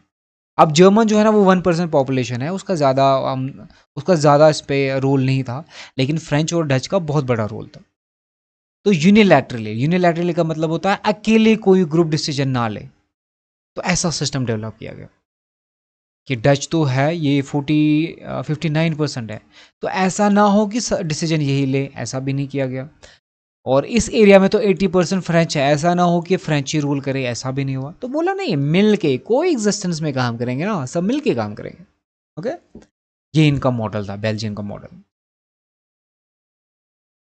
दूसरा इन लोगों ने क्या किया? Decentralisation of power. पावर जो है ना उसको डिसेंट्रलाइज किया गया, यानी सारे पावर सेंटर में नहीं रहे। जैसे इंडिया में है डिसेंट्रलाइजेशन ऑफ पावर्स। वो क्या होता है जी? वो ये होता है कि सारा काम सेंटर नहीं करेगा, अलग अलग एरियाज में। जैसे हमारे यहाँ पे 28 स्टेट्स है, 8 यूनियन टेरिटरीज है, तो पावर उन ग्रुप्स में भी डिवाइड किया गया, उन रीजन्स में भी डिवाइड किया। यहाँ पे अगर आप देखोगे ये वेस्ट फ्लैंडर है, ईस्ट फ्लैंडर है, एंटवर्प है, ये लिम्बर्ग है, ये फ्लेमिश ब्राबंट है ना, ये ब्रजल्स है, ये वैलोन ब्रंट है, ये हाइनट्स है। तो इन एरियाज को भी अलग अलग पावर्स दिए गए। जब पावर सेंटर में नहीं रहेगा, उसको डिस्ट्रीब्यूट किया जाएगा हर एक स्टेट को, हर एक यूनिट को, हर एक कम्युनिटी को। इसको हम बोलते हैं डिसेंट्रलाइजेशन ऑफ पावर्स। की पावर्स एक ही ग्रुप के पास नहीं रहेगा, सेंटर के पास ही नहीं रहेगा, सेंटर इसको डिवाइड करेगा। इस डिसेंट्रलाइजेशन ऑफ पावर जो हुआ था, कहाँ पे हुआ था? ये बेल्जियम में हुआ। इसका फायदा, significant powers transferred from central government to state government of the two regions. Central government चूंकि सेंटर में पॉपुलेशन थी मैक्सिमम फ्रेंच की 80%, तो पावर्स अगर सेंटर में रहते सारे, तो किसके कंट्रोल में रहते? फ्रेंच के कंट्रोल में रहते। तो पावर को डिस्ट्रीब्यूट किया गया। ओके, पहले पावर्स को डिस्ट्रीब्यूट किया गया किस किस में? कि फ्लैंडर में भी अलग पावर्स होंगे, इनके अलग पावर्स होंगे। फिर फ्लैंडर में अलग अलग ग्रुप से, अलग अलग रीजन से, उनको भी पावर अलग अलग तरीके से डिस्ट्रीब्यूट किया जाएगा। दूसरे साइड पे जो वेलोनिया है, वहाँ पे भी पावर, वेलोनिया एरिया जो है, इनको भी अलग अलग पावर्स दिए जाएंगे। पावर एक ही ग्रुप के पास नहीं रहा, न एक ही रीजन के पास रहा, न एक ही लिंग्विस्टिक ग्रुप के पास रहा, न एक ही कम्युनिटी के पास रहा, ना तो सेंटर के पास रहा। पावर सेंटर ने अपने रखे, स्टेट्स को अपने दिए गए। State governments are not subordinate to the central government ensuring autonomy. यहां पे हर एक स्टेट के पास ऑटोनॉमी है, जिसको हम फेडरलिज्म बोलते हैं। फेडरलिज्म में क्या होता है कि पावर सारे सेंटर के पास नहीं रहेंगे, उनको फेडर किया जाएगा, उनको रेफर किया जाए कुछ पावर्स को। जैसे आर्मी होगी वो सेंटर के हवाले होगी कि उसको सेंटर देखेगा। ओके, पुलिस जो होगी वो स्टेट देखेगा, एजुकेशन जो है स्टेट देखेगा, टैक्स सिस्टम जो है वो स्टेट और सेंटर दोनों देखेंगे। ऐसे पावर्स को डिस्ट्रीब्यूट किया गया। तो पावर किसी एक ग्रुप के पास नहीं रहा। ओके, ऑटोनॉमी रहे। ऑटोनॉमी का मतलब होता है खुद मुख्तारी। खुद मुख्तारी का मतलब होता है कि हम सेल्फ डिपेंडेंट हैं कुछ मामलों में। कुछ मामलों में सेंट्रल मुदाखलत नहीं कर सकती, वो स्टेट खुद देखेगा। अब इससे क्या होगा? इससे ये होगा कि सेंटर अकेले डिसीजन नहीं ले पाएगा, सबकी रजामंदी चाहिए। और मे भी दिमाग कभी इन 80% का ख़राब हुआ और इन्होंने कोई रूल लागू कर दिया, सेंटर में है ना, तो स्टेट मानेगा ही नहीं। स्टेट बोलेगा हमारे पास ऑटोनॉमी है। ये होता है पावर शेयरिंग। अब पावर सारा सेंटर के पास नहीं रहा, स्टेट्स के पास भी रहा। पावर सिर्फ स्टेट्स के पास नहीं रहा, ठीक है ना, अलग अलग पंचायत सिस्टम जैसे हमारे यहाँ पे होता है, अलग अलग कम्युनिटी के उसके पास भी चला गया, अलग अलग लैंग्वेज ग्रुप्स के पास भी गया, अलग अलग रीजन्स के पास भी गया। इसी को तो कहते हैं ना पावर शेयरिंग। तीसरी बात उन्होंने क्या की, ब्राज़ील गवर्नमेंट, एक ब्राज़ीलिस गवर्नमेंट बनाई गई। ब्राज़ील गवर्नमेंट ने तीसरी बात क्या की गई, ब्राज़ीलिस में एक और गवर्नमेंट बनाई गई। Brazil is the capital has a separate government with equal representation for both Dutch and French speaking communities. एक और कम्युनिटी गवर्नमेंट बनाई गई, ये जो समझ सकते हो आप, सेंटर में एक और गवर्नमेंट बनाई गई। क्योंकि डच उनका कैपिटल था, तो एक कैपिटल गवर्नमेंट आप कह सकते हो कि कैपिटल में गवर्नमेंट बन गई जो अलग रहेगी। उसके जो मेंबर्स है, रिप्रेजेंटेटिव्स होंगे, वो डच स्पीकिंग भी होंगे और फ्रेंच स्पीकिंग भी होंगे। देखो कैसे अकोमोडेट, इकट्ठा कर रहे हैं सारे लोगों को। ओके, हर एक इंसान को बोले नहीं आप भी आ जाओ, हम आपको अलग नहीं छोड़ सकते, आप हमारे हिस्से हो, आप हमारी जान हो। Okay, French speaking community accepted equal representation in Brazil in exchange for Dutch speaking communities acceptance of equal representation in central government। अगर आपको याद होगा हमने बोला था जो कैपिटल था ब्राज़ील, ब्राज़ील उनकी कैपिटल थी, यहाँ पे 80% पॉपुलेशन जो थी वो किन की थी, फ्रेंच स्पीकिंग थी। Got it. लेकिन पूरी कंट्री में अगर हम देखेंगे तो 59% पॉपुलेशन किसकी थी, ये डच की थी। तो जब पूरी कंट्री में डच ने एक्सेप्ट किया नहीं हम 50-50 करेंगे, आधी रिप्रेजेंटेशन होगी फ्रेंच की, आधी डच की, वरना ये ज़्यादा थे, ये ज़्यादा सीटें ले सकते थे, इन्होंने बोला कोई बात नहीं, हम जो है इक्वालिटी करेंगे, यहाँ पे 50-50 करेंगे। तो दूसरी साइड से कैपिटल जो था, कैपिटल वहाँ पे कौन थे, वहाँ पे ब्राज़ील्स नहीं थे, वहाँ पे फ्रेंच स्पीकिंग थे, ठीक है ना। उन लोगों ने बोला चलो जैसे इन लोगों ने अपने पावर छोड़े हम भी थोड़ा छोड़ेंगे, हम यहाँ पे 50-50 करेंगे। तो अगर इन्होंने ये दिखाया होता, रेजिस्टेंस दिखाया होता, नहीं नहीं हम क्यों देंगे, हम तो ज़्यादा है, हमारे ज़्यादा सीटें होते, तो सेंटर में ये भी यही करते। जब इन लोगों ने एक तरीके से अपने कुछ पावर्स इनको दिए तो इन्होंने दूसरे तरीके से दिए ब्राज़ील्स में।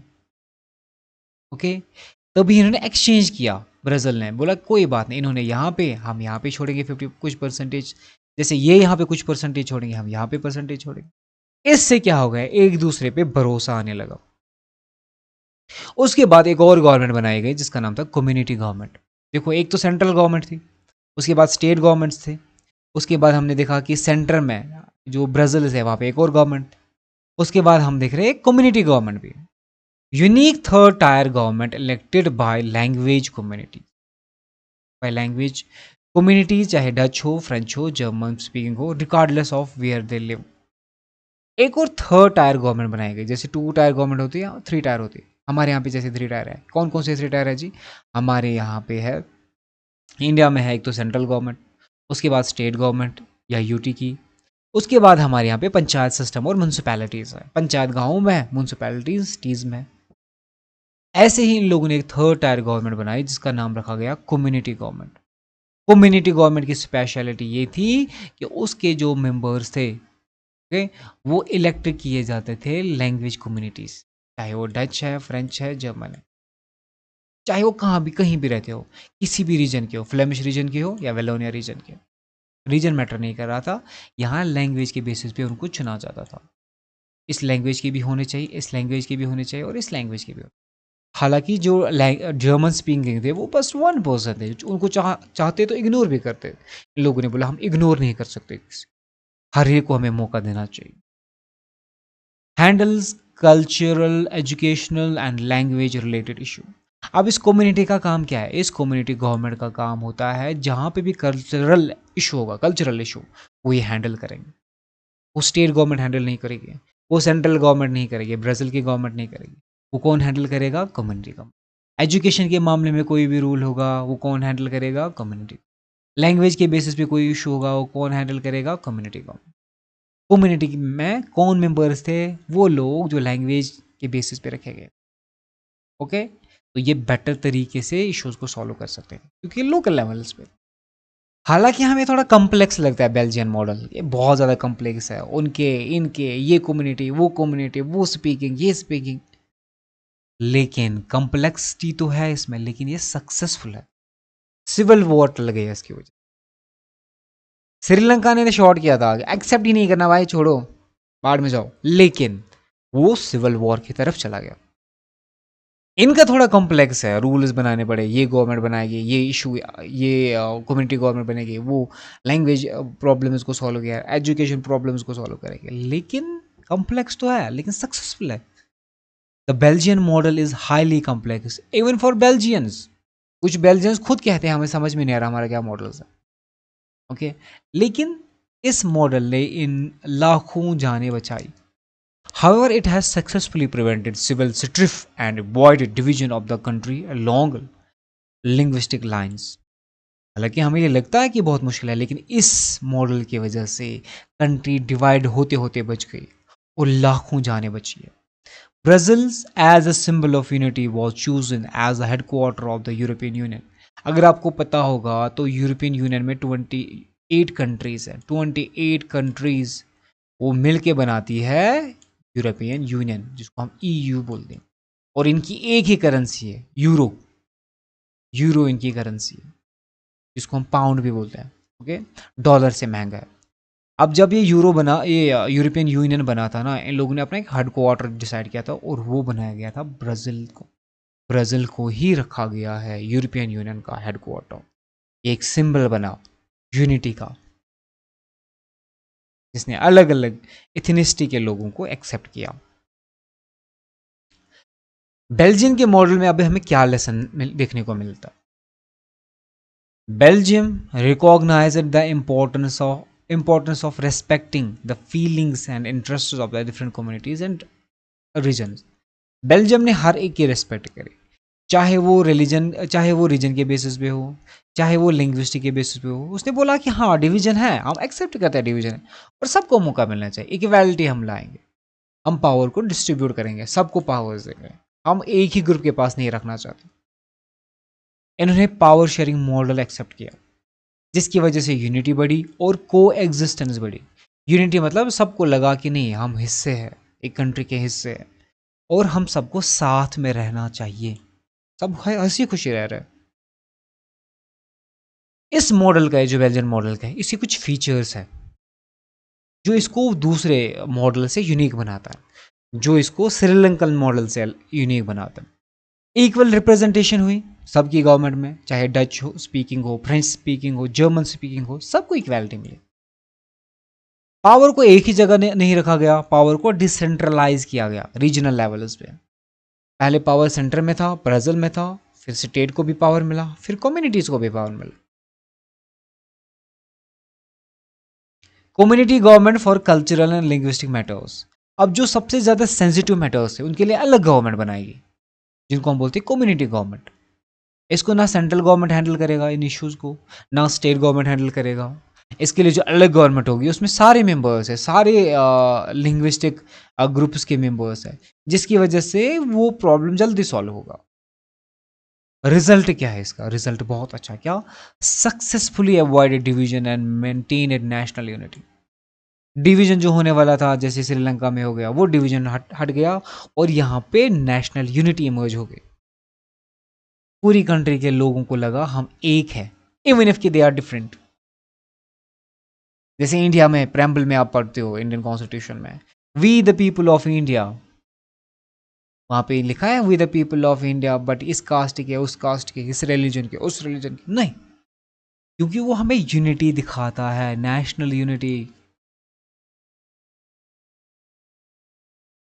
बेल्जियन मॉडल तो हमें अब लग रहा है कि ये कामयाब है। श्रीलंकन मॉडल में क्या हुआ, वहां से हमने क्या सीखा? नहीं जी, वहां से भी बहुत कुछ सीखा। क्या सीखा? The majority community Sinhala impose it is dominance on the minority. Belgium में उसने भी थोड़ी पावर छोड़े, इसने भी छोड़े।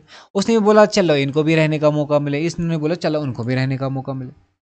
लेकिन श्रीलंका ने ये नहीं माना। श्रीलंका ने क्या बोला? श्रीलंका ने बोला हम जी यहाँ पे मेजॉरिटी में। सिन्हाला ने बोला हम जी मेजॉरिटी में, हम तमिल को एक्सेप्ट ही नहीं कर रहे, हम तो इनको मान ही नहीं रहे कि ये यहाँ के, ये तो इंडिया से आए थे, इनका क्या काम है यहाँ पे। दे अडॉप्टेड द मेजॉरिटेरियन पॉलिसीज, उन्होंने वो पॉलिसीज एक्सेप्ट कर ली जो मेजॉरिटी के लिए ठीक था, माइनॉरिटीज के लिए डिस्ट्रक्टिव थे।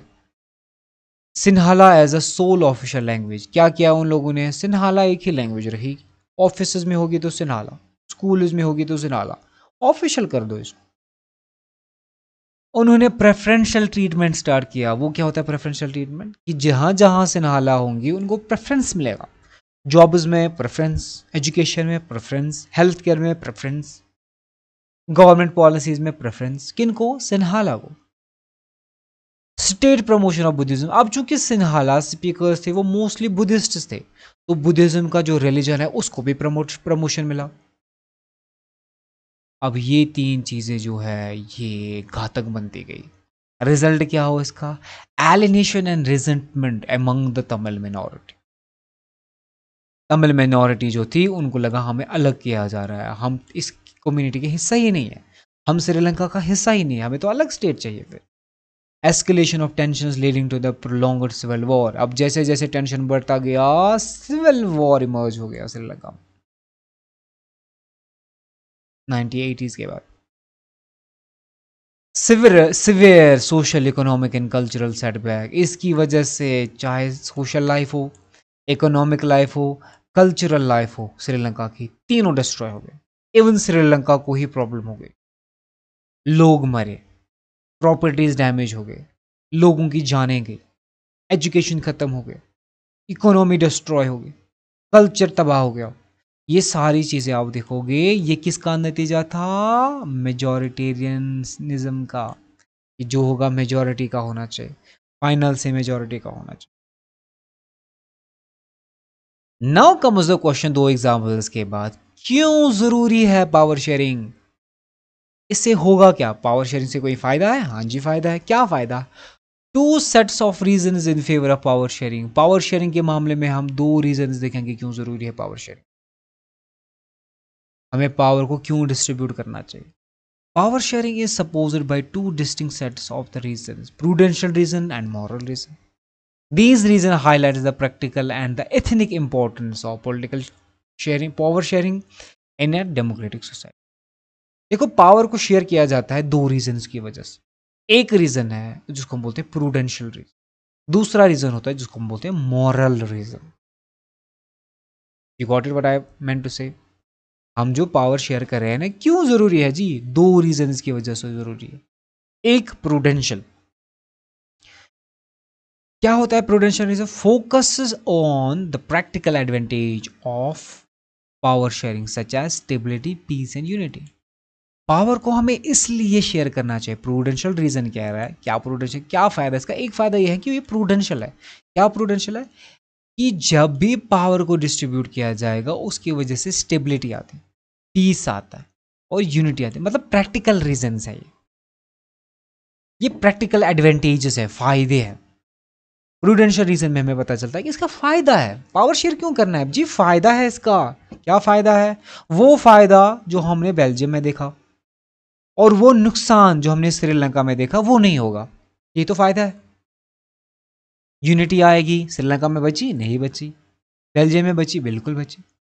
पीस आएगा, श्रीलंका में रहा नहीं, डिस्ट्रॉय हो गया। क्या बेल्जियम में पीस था? हाँ जी था।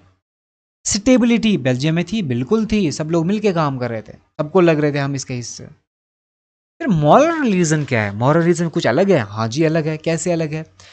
Moral reasons emphasize the inherent value of power sharing as a democratic and ethical principle regardless of outcomes. देखो प्रूडेंशियल रीजन में हम देखते हैं आउटकम, इसका फायदा है, लेकिन मॉरल रीजन में हम फायदा नहीं देख रहे। मॉरल रीजन में हम ये देखते हैं कि ये जरूरी है। क्यों जरूरी है? अगर ये नहीं होगा फिर डेमोक्रेसी ही नहीं है। अगर हम बोल रहे हैं किसी जगह पे डेमोक्रेसी है, डेमोक्रेसी है, डेमोक्रेसी तो इसी से पता चल रहा है ना कि पावर शेयरिंग है। अगर डेमोक्रेसी, जैसे मैं समझाता हूँ आपको, इंडिया एक डेमोक्रेसी है। कैसे पता चला जी डेमोक्रेसी है? क्योंकि यहाँ पे वोटिंग सिस्टम होता है, हर 5 साल के बाद हर एक गवर्नमेंट को दोबारा मौका मिलता है, लोग अपना रिप्रेजेंटेटिव चुनते हैं। ये तो फीचर्स है ना डेमोक्रेसी के। डेमोक्रेसी का एक फीचर पावर शेयरिंग भी है। अब अगर डेमोक्रेसी है और पावर शेयरिंग है नहीं तो फिर डेमोक्रेसी आएगी? यही तो रीजन है ना। दूसरा रीजन, ये वैल्यू है डेमोक्रेसी का, ये एक एथिकल प्रिंसिपल है इसका। इसके बिना हम कह ही नहीं सकते कि डेमोक्रेसी है। Got it? पावर शेयरिंग दो रीजन की वजह से जरूरी है, दो रीजन की वजह से। एक रीजन है प्रूडेंशियल, जिसका मतलब ये है कि इसका फायदा है।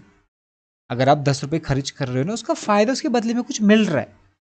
जब हम पावर शेयर करें इसके बदले में मिल रहा है, क्या मिल रहा है? यूनिटी मिल रहा है।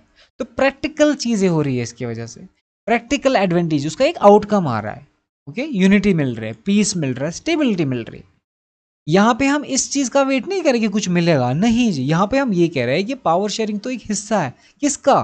डेमोक्रेसी का। आउटकम चाहे इसका कुछ आए या ना आए वो तो दूसरी बात है, लेकिन ये तो हमारी सलाहियत है ना, ये तो हमारा एक बेसिक प्रिंसिपल है। क्या? Power sharing. हमारी डेमोक्रेसी है तो पावर शेयरिंग करना ही करना पड़ेगा। जैसे हमारे यहाँ पे डेमोक्रेसी है तो हमारे यहाँ पे वोटिंग होनी ही होनी है। अगर वोटिंग नहीं हुई तो हम बोल सकते हैं डेमोक्रेसी है? नहीं है ना। तो जब पावर शेयरिंग ही नहीं होगा, हम किस बेसिस पे गएंगे कि यहाँ पे डेमोक्रेसी है? यहाँ पे मॉरल रीजन में हम नहीं देख रहे आउटकम क्या है, फायदा क्या, नहीं फायदा नहीं देख रहे हम यहाँ पे मॉरल देख रहे हैं, इथिक्स देख रहे हैं, प्रिंसिपल्स क्या है। क्या ये जरूरी है? हाँ जी जरूरी है। इसके बिना फिर डेमोक्रेसी ही नहीं है। और प्रूडेंशियल रीजन में हम देख रहे हैं इसका आउटकम क्या है, इसका फायदा क्या है, क्या कोई चीज हमें मिल रही है इसकी वजह से? मिल रही है, बिल्कुल। Got it? प्रूडेंशियल रीजन को हम थोड़े ऐसे इस तरीके से समझ सकते हैं कि प्रूडेंशियल रीजन हम प्रैक्टिकल बेनिफिट इसको बोलते हैं, जो हम प्रैक्टिकली हमें बेनिफिट मिलते हैं, फायदे मिलते हैं। Reduces conflict between social groups. जब हम पावर शेयर करते हैं ना, इसकी वजह से जो भी कन्फ्लिक्ट होगा सोशल ग्रुप्स के बारे बीच में, वो सब हट जाता है। चाहे लोग रिलीजन अलग अलग रिलीजन के हैं, चाहे लोग अलग अलग इथनिसिटी के हैं, चाहे लोग अलग अलग सोशल ग्रुप्स के हैं, सब में अगर कोई कन्फ्लिक्ट है ना वो खत्म हो जाता है, क्योंकि फिर हर एक को मौका मिल रहा है ना, हर एक को मौका मिल रहा है power sharing. Prevents violence and instability.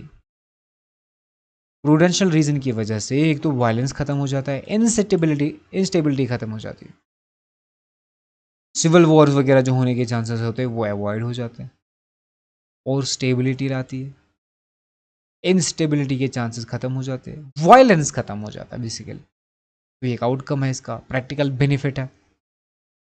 Ensures political stability. It creates a balanced political order where all groups feel represented, reducing the risk of unrest. देखो पॉलिटिकल स्टेबिलिटी मिलती है हमें। वो क्या होता है पॉलिटिकल स्टेबिलिटी? पॉलिटिकल स्टेबिलिटी का मतलब ये होता है कि एक पर्टिकुलर कंट्री में जब पावर को डिस्ट्रीब्यूट किया जाता है तो उसका फायदा ये है कि वहाँ के लोगों में कभी अनरेस्ट नहीं आता। वो कभी ये फील नहीं करते कि हम एलिनेटेड है। उनको हमेशा ये लगता है कि हमारा रिप्रेजेंटेशन है, हमारे लोग हैं गवर्नमेंट में, हमेशा ये लगता है। और जिसकी वजह से कभी वॉर नहीं होती। ये प्रैक्टिकल बेनिफिट्स है। Avoids the tyranny of the majority. Majority धीरे धीरे क्या बनते हैं? टायरेंट्स बनते हैं। कि जो भी होगा मेजॉरिटी से बात करके ही होना चाहिए। तो धीरे धीरे वो किसकी तरफ जाते हैं, वो जाते हैं टायरनी की तरफ, फिर धीरे धीरे डिक्टेटरशिप की तरफ चला जाता है। तो डिक्टेटरशिप से बचने में ये हमें हेल्प करता है। Protects both majority and minority. Oppressing minorities harms not only the marginalized groups but also the majority as it can lead to the societal breakdown and conflict. इसकी वजह से दोनों को फायदा मिलता है, जो माइनॉरिटीज़ में है उनको भी, जो मेजॉरिटीज़ में है उनको भी।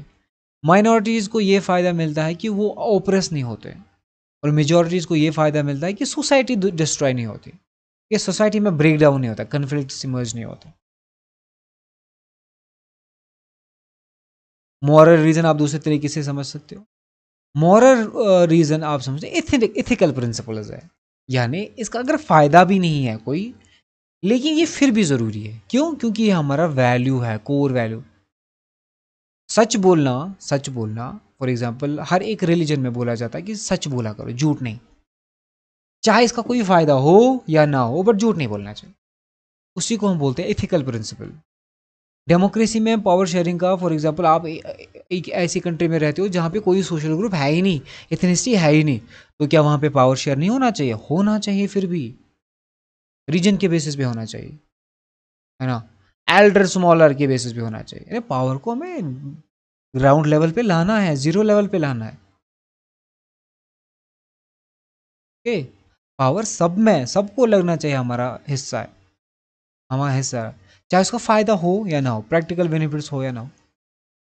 Inclusive governance, it involves consulting and including those affected by the government decisions, ensuring their voices are heard. इससे फ़ायदा ये होता है कि सबको लगता है कि हम इसके हिस्से हैं, और सबको मौका मिलता है अपनी बात रखने का, और लोगों को एक फ़ायदा मिलता है। क्या फ़ायदा? Right to participate. कोई भी इंसान फिर पार्टिसिपेट कर सकता है। उसको फिर ये नहीं सोचना है कि मैं फलानी ग्रुप का हूँ, मुझे नहीं है। पावर शेयरिंग हमें मौका देता है, आप चाहे किसी भी ग्रुप के हो, किसी भी रिलीजन के हो, किसी भी लिंग्विस्टिक ग्रुप को, आपको ये हक, फंडामेंटल राइट मिलता है कि आप पार्टिसिपेट कर सकते हो गवर्नमेंट पॉलिसीज़ में, गवर्नमेंट प्रोग्राम्स में, या फिर गवर्नमेंट में खुद। ये इसका मॉरल रीज़न है। लिजिटिमेसी ऑफ द गवर्नमेंट, इससे क्या होता है कि जो गवर्नमेंट होती है ना, वो लिजिटिमेट रहती है। गवर्नमेंट के खिलाफ फिर साजिशें नहीं होती, गवर्नमेंट के खिलाफ कोई स्ट्रॉन्ग अपोजिशन नहीं आता बाद में, गवर्नमेंट के खिलाफ नारेबाजी नहीं होती। सब सिटीजन्स को ये लगता है कि हमारा पार्टिसिपेशन है। तो सेंस ऑफ ओनरशिप, लोगों को ये लगता है कि गवर्नमेंट हमारी ही है, हमारा ही पॉलिटिकल सिस्टम है, हमारा ही बनाया हुआ है। और रेस्पेक्ट आ जाती है इक्वालिटी में, कि सब लोग बराबर है भाई जी, आप किसी भी रिलीजन के हो, किसी भी कास्ट के हो, किसी भी क्रीड के हो, किसी भी लिंग्विस्टिक ग्रुप के हो, सबको ये लगता है कि ये इक्वालिटी है, जितना हक उस ग्रुप को मिल रहा है उतना ही हक मुझे मिल रहा है। तो प्रमोशन सबके लिए सेम होता है, सब एक्नॉलेज करते हैं कि नहीं, हम सब वर्थ इट है। जितने भी इंडिविजुअल्स हैं उनको प्रमोट किया जाएगा, फेयरली सबको जो है जस्टिस मिलेगा सोसाइटी में, कोई अमीर गरीब नहीं देखा जाएगा। Respect for equality. Now comes the second topic which is the concept of power sharing. Concept जो है ना पावर शेयरिंग का, वो बहुत ज़्यादा ज़रूरी है, समझना पड़ेगा कि पावर शेयरिंग का कंसेप्ट क्या है, क्या चीज़ें हैं पावर शेयरिंग में जो है इसको खास बनाती है दूसरी चीज़ों से। पावर शेयरिंग ना थोड़ा आप यूँ समझ सकते हो कि यूनिटरी सिस्टम के थोड़ा अगेंस्ट है। यूनिटरी सिस्टम क्या कह रहा है? पावर सारे एक ही जगह पे होने चाहिए। और पावर शेयरिंग क्या कह रहा है? नहीं, पावर एक जगह पे नहीं, पावर को डिस्ट्रीब्यूट करो, एक जगह पे मत रखो। The concept of power sharing opposes the traditional idea of concentrating power in one person or a group. Power sharing क्या कह रहा है कि ट्रेडिशनल आइडिया जो आपका है ना, कि पावर को सेंट्रलाइज कर लो, एक ही ग्रुप के पास रखो, एक ही ऑर्गेनाइजेशन के पास रखो, सेंटर के पास रखो, इसको आप फिर हॉरिजेंटली या वर्टिकली डिस्ट्रीब्यूट मत करो, यानी आप इनको बाद में स्टेट्स में डिस्ट्रीब्यूट मत करो, आप बाद में इनको अलग अलग ऑर्गन्स में डिस्ट्रीब्यूट मत करो। ये बिल्कुल वाहियात आइडिया है। क्यों? क्योंकि जब पावर एक ही जगह पे रहेगा तो वहाँ का जो लीडर होगा वो धीरे धीरे डिक्टेटर बनेगा, और वो कभी भी कोई भी डिसीजन ले सकता है। तो पावर शेयरिंग कह रहा नहीं, ये कंडीशन सही नहीं है, इसके खिलाफ हमें। तो पावर शेयरिंग बेसिकली जो ट्रेडिशनल आइडिया है कि पावर एक ही जगह पे होना चाहिए, उसके against. Historically Centralized power was seen as necessary for quick decision making and enforcement. बहुत पहले तक ये माना जाता था कि मतलब जो डेमोक्रेसीज नहीं है वहाँ पे क्या माना जाता है कि पावर सेंट्रलाइज होना चाहिए एक जगह पे, ताकि जब भी कोई डिसीजन लेना हो क्विकली डिसीजन लिया जाएगा। हाँ, ये बात सही है कि क्विक डिसीजन होता है इसमें जब पावर सेंट्रलाइज होता है, एक ही ग्रुप के पास होता है, क्योंकि वो क्विकली डिसीजन ले सकते हैं, उनको किसी की सुनने की ज़रूरत नहीं है। बट वो डिसीजन हो सकता है दूसरों के खिलाफ भी हो, वो डिसीजन ऐसा हो सकता है जो माइनॉरिटीज़ को या दूसरे ग्रुप जो कंट्री के अंदर रहते हैं उनके खिलाफ हो, है ना। वहाँ उनके खिलाफ फिर कौन बोलेगा, नहीं बोल पाएंगे। तो यही रीज़न है जब भी डिसीजन मेकिंग होता है ना डेमोक्रेसीज में, उसको टाइम लगता है उन डिसीजन मेकिंग्स में, लेकिन वो डिसीजन मेकिंग बेटर होते। With the rise of democracy the idea of centralised power has shifted. जैसे जैसे डेमोक्रेसीज बनती गई ये सेंट्रलाइज्ड पावर जो है ना वो शिफ्ट हो गया। अब पावर को डिसेंट्रलाइज किया जाता है। पावर अब सेंटर के पास नहीं रहता, सेंटर के पास अपने पावर, स्टेट के पास अपने पावर्स, लोकल कम्युनिटी गवर्नमेंट के पास अपने लोकल कम्युनिटी, आप यूँ समझ सकते हो इंडिया में जैसे म्यूनसिपैलिटीज़ हो गए या फिर पंचायत सिस्टम हो गया, है ना, उनके पास भी अलग अलग पावर्स रहते हैं। Democracy is based on the principal that power originates from the people. देखो अब डेमोक्रेसी जो है ना उसका ये कंसेप्ट है कि पावर इज अ पीपल, लोग ही पावर है, लोग ही पावर बनाते हैं, लोग ही पावर में रखते हैं लोगों को। डेमोक्रेसी इज द पीपल, क्या है वो concept, democracy of the people by the people for the people, कि डेमोक्रेसी जो है ना वो लोग ही बनाते हैं।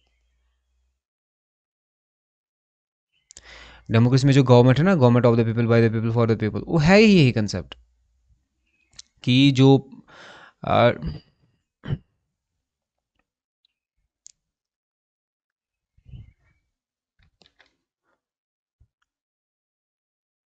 Democracy is based on principal that power originates from the people.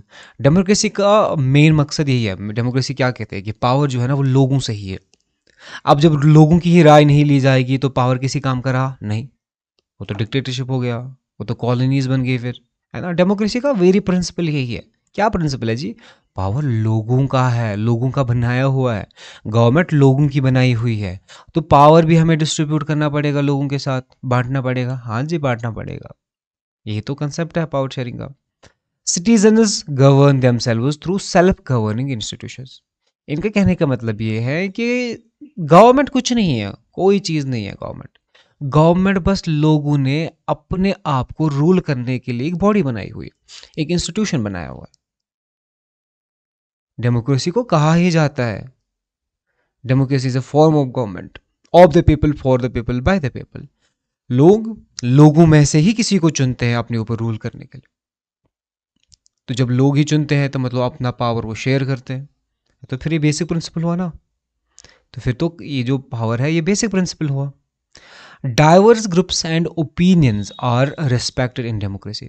Democracy में ऐसा नहीं है कि अगर किसी का कोई अपोजिट व्यू है, जैसे फॉर एग्जांपल कोई गवर्नमेंट में उन लोगों ने कोई रूल डिसाइड किया, कोई लॉ डिसाइड किया है और उसके खिलाफ क्रिटिसिज्म आ रहा है, ठीक है ना, उस डिसीजन के खिलाफ क्रिटिसिज्म आ रहा है। जैसे मैं आपको एग्जांपल देता हूँ, एक लॉ आया था फार्मर्स लॉ, फार्मर्स के रिलेटेड आया था एक लॉ, तो रेस्ट ऑफ द कंट्री ने उसको एक्सेप्ट नहीं किया। हालांकि जो रूलिंग पार्टी थी, जो गवर्नमेंट थी उस टाइम पे, उन लोगों ने उसको बहुत ज़्यादा प्रमोट करने की कोशिश करी। लेकिन जिनके लिए था उन लोगों ने अपना डाइवर्स पर्सपेक्टिव दिया। उन लोगों ने बोला कि हमारे ओपिनियन के हिसाब से गलत है, तो उनका ओपिनियन भी माना गया। ओके, देर से ही बट ओपिनियन माना गया। यही डेमोक्रेसी की खासियत है। पावर शेयरिंग यही कहता है कि आप सिर्फ अपनी पॉलिसीज, अपनी आइडियाज़ नहीं चला सकते, आपको दूसरे के भी ओपिनियन सुनने पड़ेंगे। एवरी वन हैज़ अ से in shaping public policies. Power sharing में आप हर किसी को मौका मिलता है। रिप्रेजेंटेटिव्स होते हैं, तो रिप्रेजेंटेटिव्स का मतलब ये होता है कि हर एक जो सेक्ट है, हर एक जो इथनिसिटी है, उसको मौका मिलेगा बात करने का, अपना व्यू पॉइंट रखने का। Political power should be distributed as widely as possible among the citizens. जितना हो सके पॉलिटिकल पावर को हमें डिस्ट्रीब्यूट करना पड़ेगा लोगों के साथ, सिटीजन्स के साथ। अलग अलग प्रोसेसेस के थ्रू कर सकते हैं। जैसे डिसेंट्रलाइज करेंगे पावर, तो पावर अब सेंटर के पास नहीं रहा, स्टेट्स के पास भी आ गया, पंचायत के पास भी आ गया और म्यूनसिपैलिटीज़ के पास भी आ गया। इसके बाद और भी इसको डिस्ट्रीब्यूट किया जा सकता है। जैसे पावर को डिस्ट्रीब्यूट किया जाएगा जुडिशरी में, और उसके बाद हो गया एग्जीक्यूटिव में, और उसके बाद हो गया लेजिस्लेशन में, यहाँ पे भी पावर शेयर किया जाएगा। इसके अलावा पावर शेयर किया जाएगा डिफरेंट सोशल ग्रुप्स के साथ, डिफरेंट पॉलिटिकल पार्टीज़ के साथ, डिफरेंट एनवायरमेंटल ऑर्गेनाइजेशंस के साथ, डिफरेंट स्टेट्स के साथ। तो इससे क्या होगा, इससे पावर डिस्ट्रीब्यूशन से क्या होगा, इससे ना बहुत सारी प्रॉब्लम्स जो है, कन्फ्लिक्ट है, वो दूर हो जाते हैं। Forms of power sharing in modern democracy. आजकल की जो मॉडर्न डेमोक्रेसी है, जैसे इंडिया एक मॉडर्न डेमोक्रेसी है, आसपास इंडिया के आसपास लगभग सारी डेमोक्रेसी फेल हो गई है। बांग्लादेश डेमोक्रेसी फेल, श्रीलंका की फेल, पाकिस्तान की फेल, चाइना की फेल। अब इंडियन डेमोक्रेसी के हिसाब से आप ज़्यादा बेहतर समझ सकते हो कि इंडिया में जो डेमोक्रेसी है, इसको भी मॉडर्न डेमोक्रेसी बोलते हैं, ठीक है ना। मॉडर्न डेमोक्रेसी जो है, उनमें किस किस तरह के पावर शेयरिंग्स है, पावर को किस किस तरह से, किस किस तरीके से डिस्ट्रीब्यूट किया जाता है। पहला है हॉरिजेंटल डिस्ट्रीब्यूशन। हॉरिजेंटल हॉरिजेंटल का मतलब ये है कि पावर सबको मिलेगा, इक्वली मिलेगा, इसमें कोई ऊंच नीच नहीं है। ओके, किसी को ज़्यादा पावर, किसी को कम पावर नहीं है। जब पावर हम गवर्नमेंट के अलग अलग बॉडीज़ को देते हैं, कोई सुपीरियर नहीं है, कोई इन्फीरियर नहीं है इन तीनों में से। देखो, हमें पता है कि ये जो डेमोक्रेसी है ना, इसकी गवर्नमेंट के 3 ऑर्गन्स होते हैं, लेजिस्लेटिव, एग्जीक्यूटिव एंड जुडिशरी। जब हम इन 3 ऑर्गन्स को अलग अलग पावर्स देंगे, अपने अपने काम, आप अपना अपना काम कर लो। आप 3 ब्रांचेस हो, आपको लॉज बनाने का काम दिया जाएगा, आपको उन लॉज को एग्जीक्यूट करने का काम दिया जाएगा, आपको उन लॉज को प्रोटेक्ट करने का काम दिया जाएगा। तो अलग अलग काम है ना, इसके ज़्यादा है ना, इसके ज़्यादा है ना, इसके ज़्यादा, अपना अपना एक ही लेवल पे है। इनको बोलते हैं horizontal distribution of power. Power sharing among different organs of the government. जब गवर्नमेंट के अलग अलग ऑर्गन्स को, है ना, अलग अलग ऑर्गन्स है, 3 ऑर्गन्स है, तीनों ऑर्गन्स को अपने अपने काम दिए जाएंगे, उसको हम बोलते हैं ये हॉरिजेंटल डिस्ट्रीब्यूशन है। इससे क्या होगा, चेक्स एंड बैलेंस। इससे एक दूसरे पे नज़र रखते हैं। लेजिस्लेशन जो है ना, इन पे नज़र रखेगी, ये लेजिस्लेशन पे नज़र रखेंगे, जुडिशरी इन दोनों पे नज़र रखेगी। ओके, चेक एंड बैलेंस होता है। Each branch operates at the same level but has distinct power. सबकी एक ही लेवल है, जो लेवल इसकी है वो लेवल इसकी है, वो लेवल इसकी है, कोई ऊंच नीच नहीं है पावर्स में। लेकिन सबके अलग अलग पावर्स, इसकी अलग है, इसकी अलग है, इसकी अलग है। This separation ensures that no single branch can dominate as each one check the others. इससे ये होगा कि इसको खबर रहेगी कि ये ज़्यादा डोमिनेट नहीं हो रहा है, इसको खबर रहेगी कि ये ज़्यादा डोमिनेट नहीं रहेगा। इन दोनों पे नज़र रखे हुए कि ये इन दोनों में से कोई ज़्यादा डोमिनेट ना हो। और इन लोगों ने कोई लॉ ऐसे तो नहीं बनाए जो गवर्नमेंट ये पूरी कंट्री के खिलाफ है। इन लोगों ने कोई ऐसा काम तो नहीं किया जो पूरी कंट्री के खिलाफ है। ये जुडिशरी देखती है।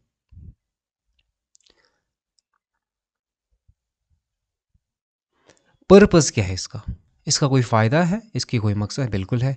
This system prevents the abuse of powers and maintain a balance among institution. ये जो एक दूसरे पे नज़र रखते हैं ना, इससे पावर को अब्यूज़ नहीं किया जा सकता, गलत फ़ायदा नहीं उठाया जा सकता पावर। लेजिस्लेशन अगर चाहे, जो लॉ मेकर्स होते हैं, पार्लियामेंट जैसे आप समझ सकते हो, पार्लियामेंट में अगर कोई बिल पास होती है जो कॉन्स्टिट्यूशन के खिलाफ हो, वहाँ पे जुडिशरी उसको क्रॉस करेगी, नहीं जी ये एक्सेप्ट नहीं किया जाएगा, ये फॉल्स बिल है, इसको हटा दो, वाइड बिल है, नल एंड वाइड है ये। कोई गवर्नमेंट का कोई बंदा है, ठीक है ना, जैसे कोई गवर्नमेंट ऑफिशियल है, वो कोई ऐसा काम कर, जैसे रिश्वत ले रहा है, तो जो जुडिशरी है हटाने के लिए उसको, हट जाओ, इसको इसको सस्पेंड करो, इसको इसको जॉब से हटा दो, ठीक है ना, इसको प्रॉब्लम है, इसको जॉब से हटा दो।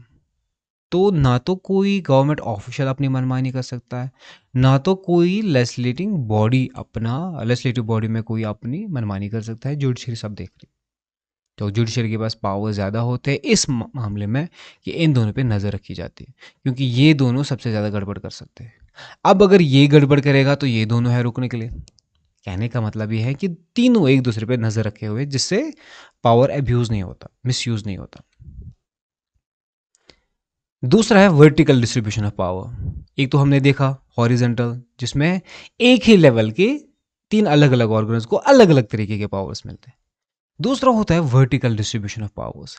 यहाँ पावर्स अलग अलग लेवल पे, लेकिन किसी को ज़्यादा किसी को कम पावर्स मिल रहा है। अब ये कौन सी चीज़ है, इसको आप इस तरीके से समझ सकते हो कि एक कंट्री में जो पावर्स होते हैं ना, जैसे बड़े बड़े पावर्स है वो सेंटर के पास रहेंगे, छोटे मोटे पावर्स है स्टेट के पास रहेंगे, उससे भी कम होंगे तो म्यूनसिपैलिटी के पास रहेंगे, और उसके साथ साथ पंचायत सिस्टम के पास रहेंगे। ये आप बिल्कुल इजीली समझ सकते हो। Power sharing power among different levels of the government. Power is divided between national, regional और द स्टेट गवर्नमेंट। पावर को जब हम एक ही जगह सेंट्रलाइज नहीं करेंगे, पावर को हम थोड़ा कम कर करके इसको डिवाइड करेंगे। कुछ पावर जो है सेंट्रल गवर्नमेंट के पास रहेंगे, कुछ पावर स्टेट गवर्नमेंट के पास रहेंगे या रीजनल गवर्नमेंट के पास रहेंगे। जैसे हमने देखा था जो बेल्जियम का केस था, उसमें हमने देखा था पावर सेंट्रलाइज सेंटर में भी था, ओके, ब्रसल्स में भी था। पावर को बाद में अलग अलग स्टेट्स तक लेके गए, ठीक है ना। वहाँ पे भी दो तीन तरीके की गवर्नमेंट, थ्री टायर गवर्नमेंट। जो टायर्स ऑफ द गवर्नमेंट है ना, वो यही है कि फेडरल सिस्टम होना चाहिए, ठीक है ना। पावर हम एक ही जगह पे नहीं रखेंगे, पावर को हम लोकलाइज करने की कोशिश करेंगे। पावर को हम हाई लेवल से नीचे लेवल की तरफ लाएंगे। अब यहाँ में किसी के पास ज़्यादा पावर्स होंगे, किसी के पास कम। हालांकि जो हमने वर्टिकल ये इससे पहले जो देखा था हॉरिजॉन्टल डिस्ट्रीब्यूशन ऑफ पावर, उसमें पावर एक ही लेवल का है, लेकिन इसमें पावर एक ही लेवल का नहीं है, इसमें पावर अलग अलग लेवल के। Federal system. In countries like India, the central government handles the national issues while the state government manages the regional matters. Local governments such as municipalities and panchayats further decentralize the power. India में भी आप three tier system देख सकते हो कि central government है वो national issues को देखती है। जैसे आप यूँ समझ सकते हो कम्युनिकेशन सेंट्रल गवर्नमेंट देखती है। उसके साथ आप यूँ समझ सकते हो कि हमारा जो सिक्योरिटी है, नेशनल सिक्योरिटी, बॉर्डर्स वगैरह, जो हमारे एक्सटर्नल अफेयर्स है, ये सारा दिखता है सेंटर। स्टेट क्या देखता है? स्टेट एजुकेशन देखता है, स्टेट गवर्नमेंट्स एजुकेशन देखती है, लॉ एंड ऑर्डर देखती है, हेल्थ केयर देखती है, सैनिटेशन देखती है। ये स्टेट गवर्नमेंट का काम है। फिर लोकल गवर्नमेंट क्या देखती है? जैसे म्यूनसिपैलिटीज़ है, म्यूनसिपैलिटीज़ लोकल इश्यूज़ को देखती है, जैसे साफ़ सफाई, स्वच्छ अभियान, ठीक है, पानी मिल रहा है कि नहीं मिल रहा है, ये इनका काम होता है। तो पावर को हम डिसेंट्रलाइज करते हैं। इसी डिसेंट्रलाइजेशन सिस्टम को हम फेडरल सिस्टम भी बोलते हैं।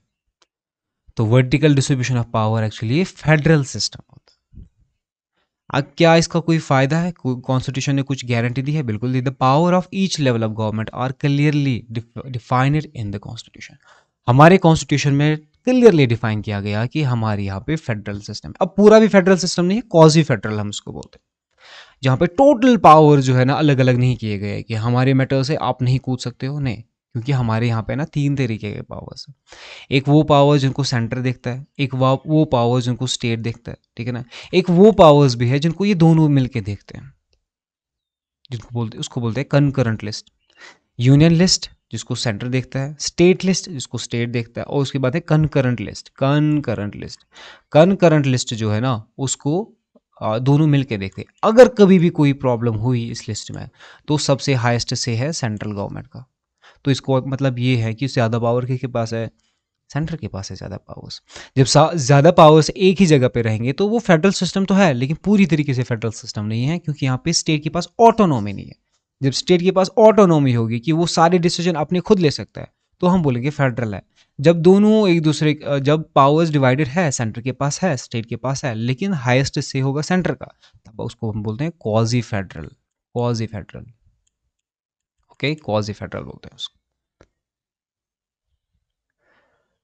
अब पर्पज़ क्या है इसका? इसका एक पर्पज़ है क्या? This arrangement accommodates regional diversities and ensures effective governance at all level. देखो जो सेंटर में बैठा है, सेंटर में कोई गवर्नमेंट है, उसको क्या पता किस स्टेट में किस एक इंसान को कहाँ पे प्रॉब्लम है। इसलिए तो सेंटर अपने पावर्स को डिस्ट्रीब्यूट कर रहे हैं स्टेट के साथ, कि मैं आपके स्टेट पे हर एक जगह पे तो नज़र नहीं रख सकता, हम तो हर एक जगह पे नज़र नहीं रख सकते। आपके स्टेट में कोई प्रॉब्लम होगी तो कम से कम आप भी देख पाओ, इसलिए आपको कुछ पावर्स मिल रहे हैं। एकोमोडेशन में ईजी हो जाता है, यानी लोग अलग अलग डाइवर्सिटी के अलग अलग रीजन्स में रहते हैं, तो सेंटर हर एक को तो नहीं देख सकती ना, तो अपने अपने हिसाब से अपने अपने स्टेट में अपनी अपनी स्टेट गवर्नमेंट जो है वो चेक करेगी। फिर स्टेट गवर्नमेंट भी क्या करते हैं कि हर एक गांव के हर एक विलेज तक तो नहीं पहुंच सकती ना, हर एक फैमिली तक नहीं पहुंच सकती। फिर स्टेट भी कुछ पावर्स को डिसेंट्रलाइज करके पंचायत सिस्टम को देती है। पंचायत सिस्टम के साथ साथ वो अर्बन एरियाज़ में भी जो सिटीज़ वगैरह होते हैं वहाँ पे म्यूनसिपैलिटी होते हैं, उनको बोलते हैं। तो फिर म्यूनसिपैलिटीज़ जो है वो जो शहर वगैरह होते हैं, सिटीज़ वगैरह होते हैं, वहाँ पे देखती है प्रॉब्लम्स क्या है, उनको सॉल्व करते हैं, और पंचायत गाँव के प्रॉब्लम सॉल्व करते हैं। बहुत ईजी है।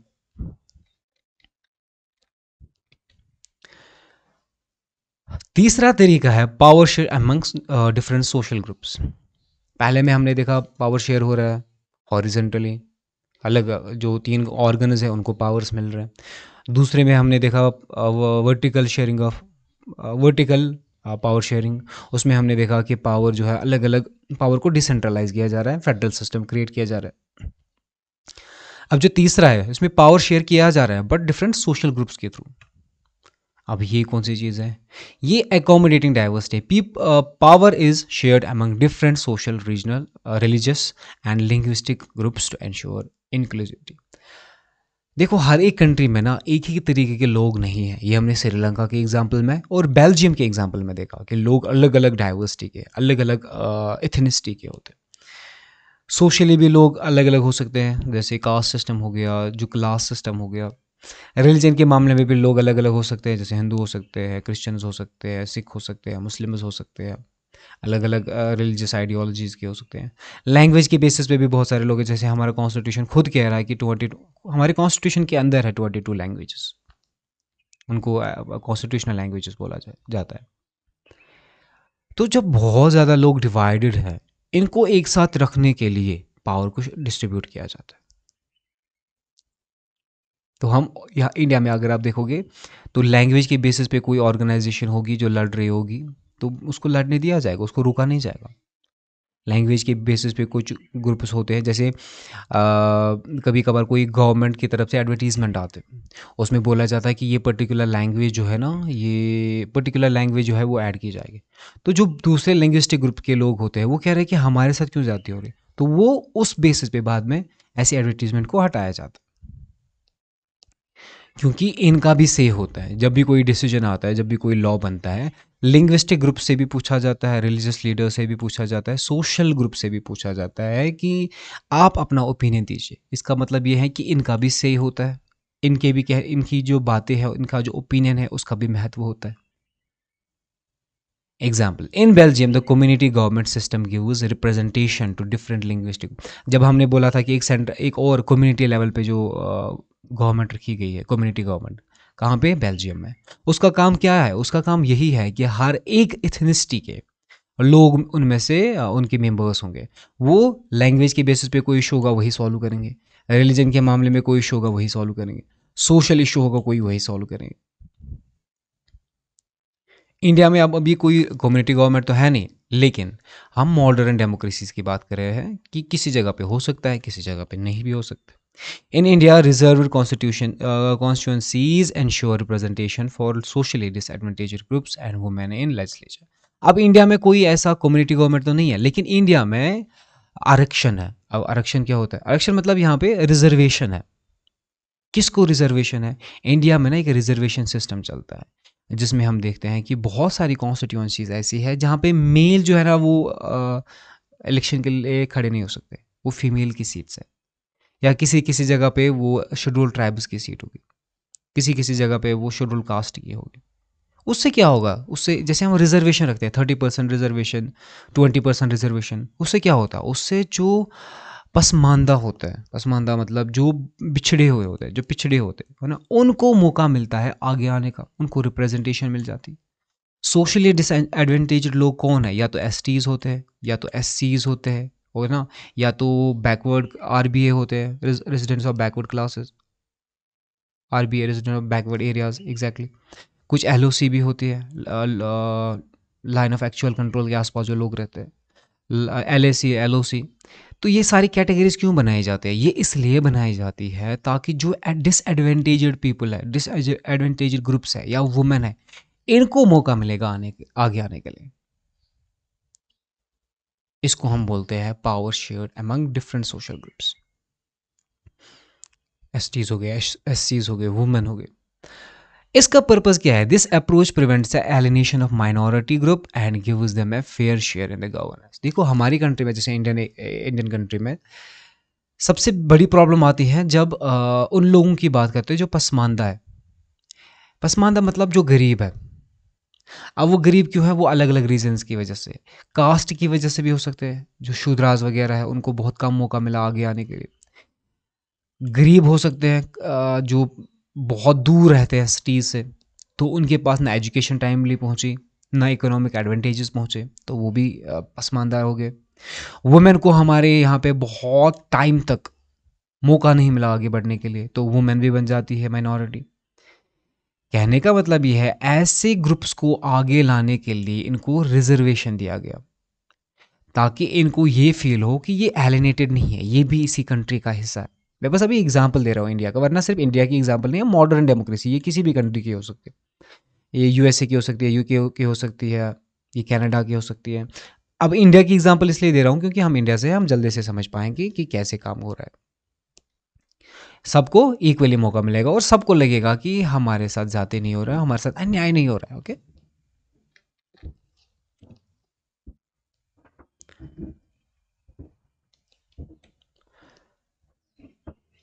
नाउ कम्स द क्वेश्चन कि पावर शेयरिंग इंपॉर्टेंट क्यों है, जरूरी क्यों है। देखो, पावर शेयरिंग तो ज़रूरी है, पावर शेयर तो करना पड़ेगा मॉडर्न डेमोक्रेसीज में, एटलीस्ट सिर्फ डेमोक्रेसीज में नहीं, हर फॉर्म ऑफ, जो भी फॉर्म ऑफ गवर्नमेंट है, हमें पावर शेयरिंग को ज़्यादा महत्व देना चाहिए, इसको ज़्यादा मौका मिलना चाहिए। इससे क्या होगा, कोई फ़ायदा है इसका? बिल्कुल फ़ायदा है। क्या फ़ायदा है? Prevents concentration of the power. Power जब एक ही के इंसान के पास नहीं रहेगा, बहुत सारे लोगों के पास रहेगा, तो वो एक दूसरे के ऊपर नज़र रखी जाएगी कि कहीं वो ज़्यादा पावर तो मिसयूज़ नहीं कर रहा, कहीं ये तो मिसयूज़ नहीं कर रहा। ओके, तो अकाउंटेबिलिटी हो जाती है, वो लोगों के सामने अकाउंटेबल हो जाते हैं, जवाबदेह हो जाते हैं, और अथॉरिटेरियनिज्म का जो खतरा होता है वो हट जाता है कि कहीं डिक्टेटरशिप ना आ जाए।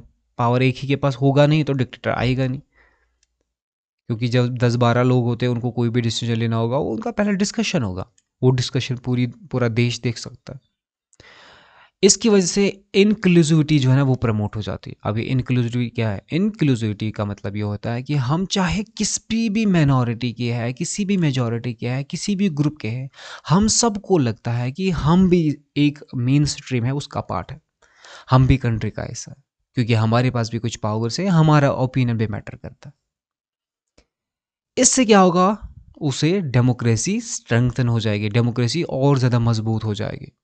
जब लोगों को ऐसा लगेगा कि हम जो कहते हैं, हमारी बात जो है ना उसका एक महत्व है, हमारी ओपिनियन को सुना जाता है, तो वो जो है उनका डेमोक्रेसी के ऊपर ज़्यादा भरोसा हो जाता है। लोगों को ऐसा लगता है कि हमारा जो डिसीजन था, हमारी जो बात है उसको सुनने वाला कोई है, तो यही फॉर्म ऑफ द गवर्नमेंट अच्छा है, जो डेमोक्रेसी है। क्योंकि डेमोक्रेसी में ही ये पॉसिबल है कि लोगों की बात आगे जाएगी। तो डिक्टेटर तो सुनेगा नहीं लोगों की, ये तो डेमोक्रेसी में ही सुना जाता है। Maintain stability. देखो, जब एक कंट्री में सबकी से होगी, सबका ओपिनियन मैटर करेगा, तो क्या वहाँ पे लोग कन्फ्लिक्ट करेंगे? नहीं। कोई भी इशू होगा उसको मिल बैठ के सॉल्व किया जा सकता है। सब लोग मिल के अपना अपना ओपिनियन देंगे और जिसकी वजह से वो प्रॉब्लम जो है वो सॉल्व हो जाती है।